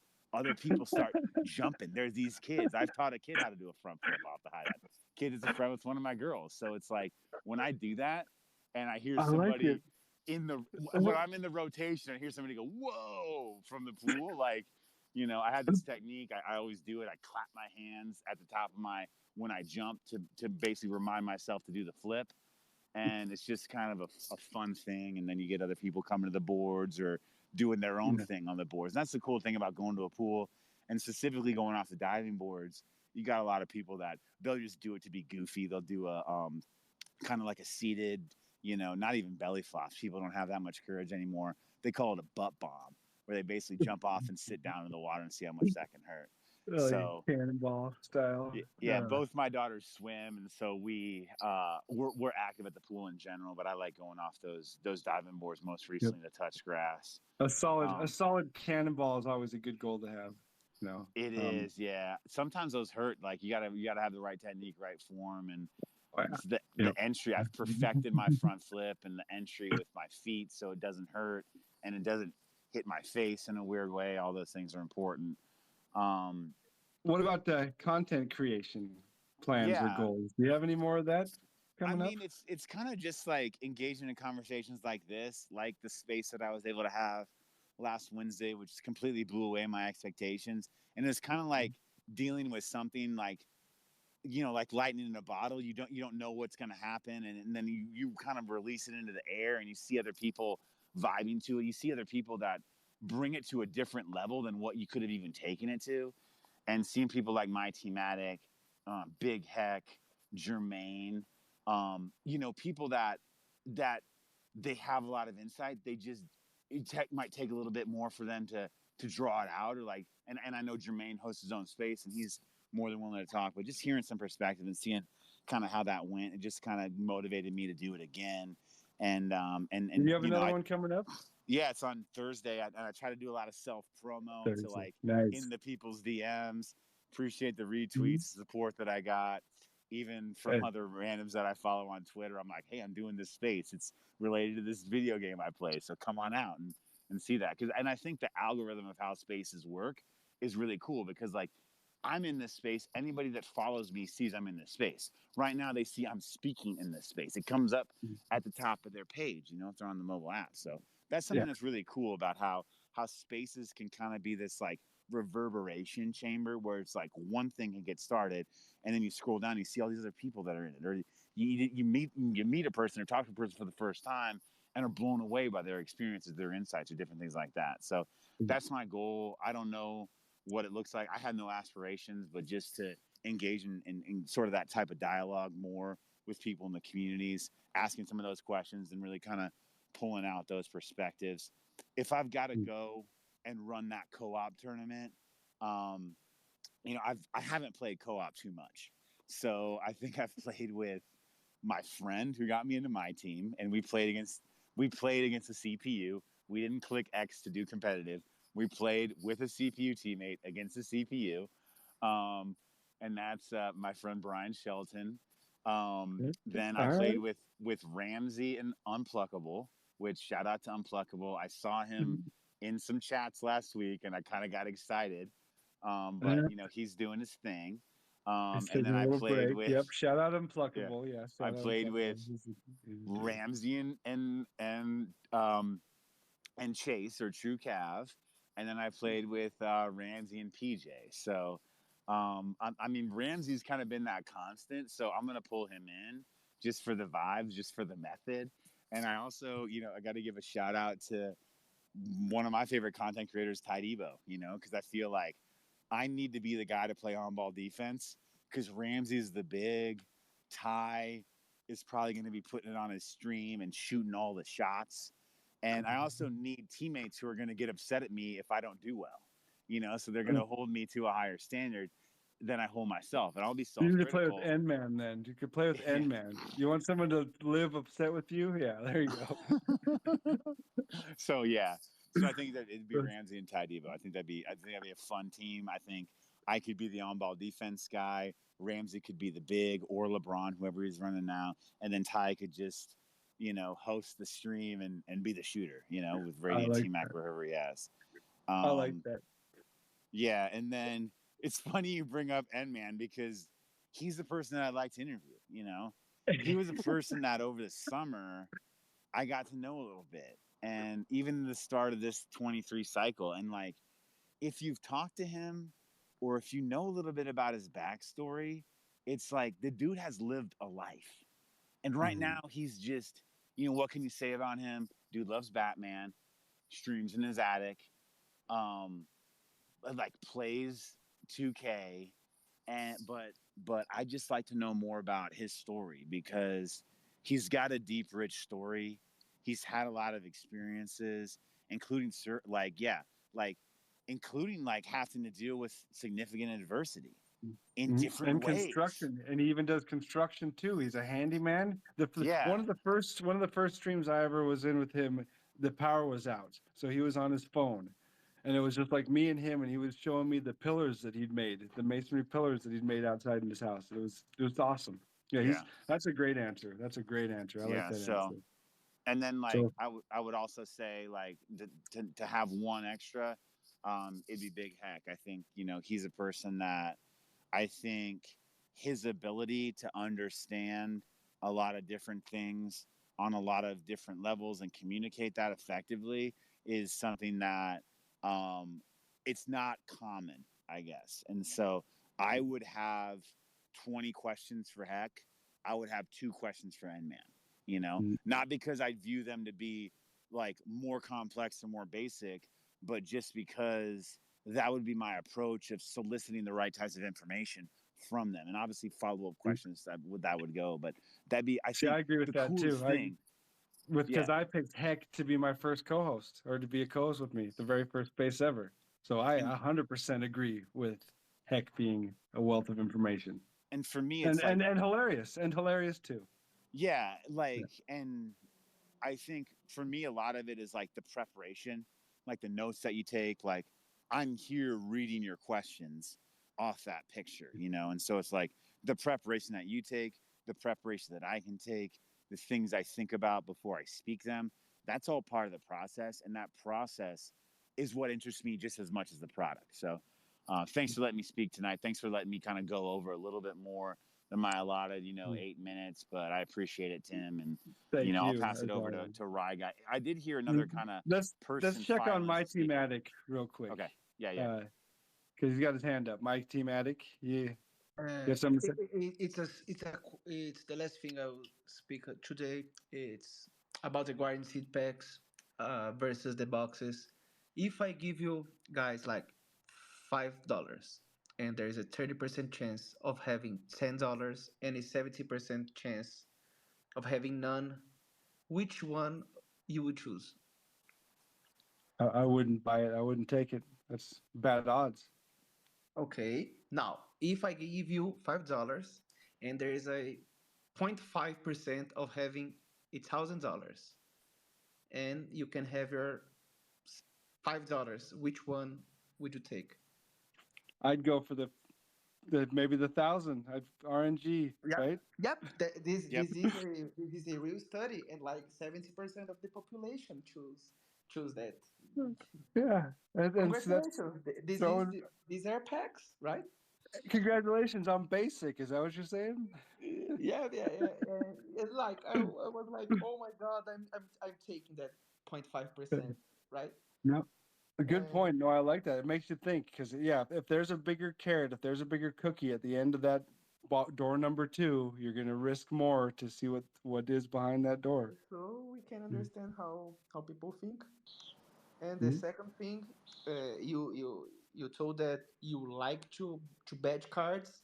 It was probably my second best method of making MT this year. I made about 10 million MT to 15 million, but nowadays it's hard to badge cards because the Invincibles comes with 55 halves, and now it's almost impossible to break even.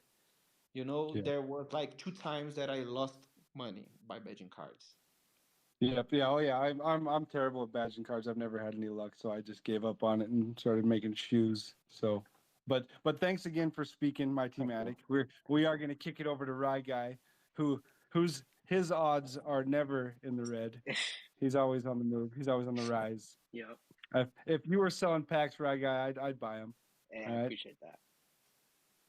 But what I'm going to do, since you agreed to close the space number 31. Can you imagine? That's Can you crazy. believe that? That's crazy. It is crazy. So I'm going to leave it in your hands. The All right. ship is under your stewardship, Captain. And have a great night. Yes, sir. You too, Tim. I want to shout out all the speakers that came through today, spoke their opinion, whatever they thought, and I want to shout out MyTeam Addict first time speaking in Tim's space. I know he was in Jimmy's. That's another shout out I want to give. Jimmy Crackcorn's hosting a space Thursday, June 8th. I am expecting to see most of you there, and it's going to be a W space. I know that for sure. I want to shout out Tim for another great space, number 31. Hope everyone had a great time, either whether you were a speaker or a listener. If you want to speak next time, make sure to tune in the 30-second space, June 13th. All right, that's a Tuesday, June 13th. Get that in your calendars. Hope everyone has a great rest of their week, and we'll see you next time. Peace. Rye Guy nailed the closing, but anybody can close if you want to. So thank you for listening. Thank you for being part of it. We will see you next week.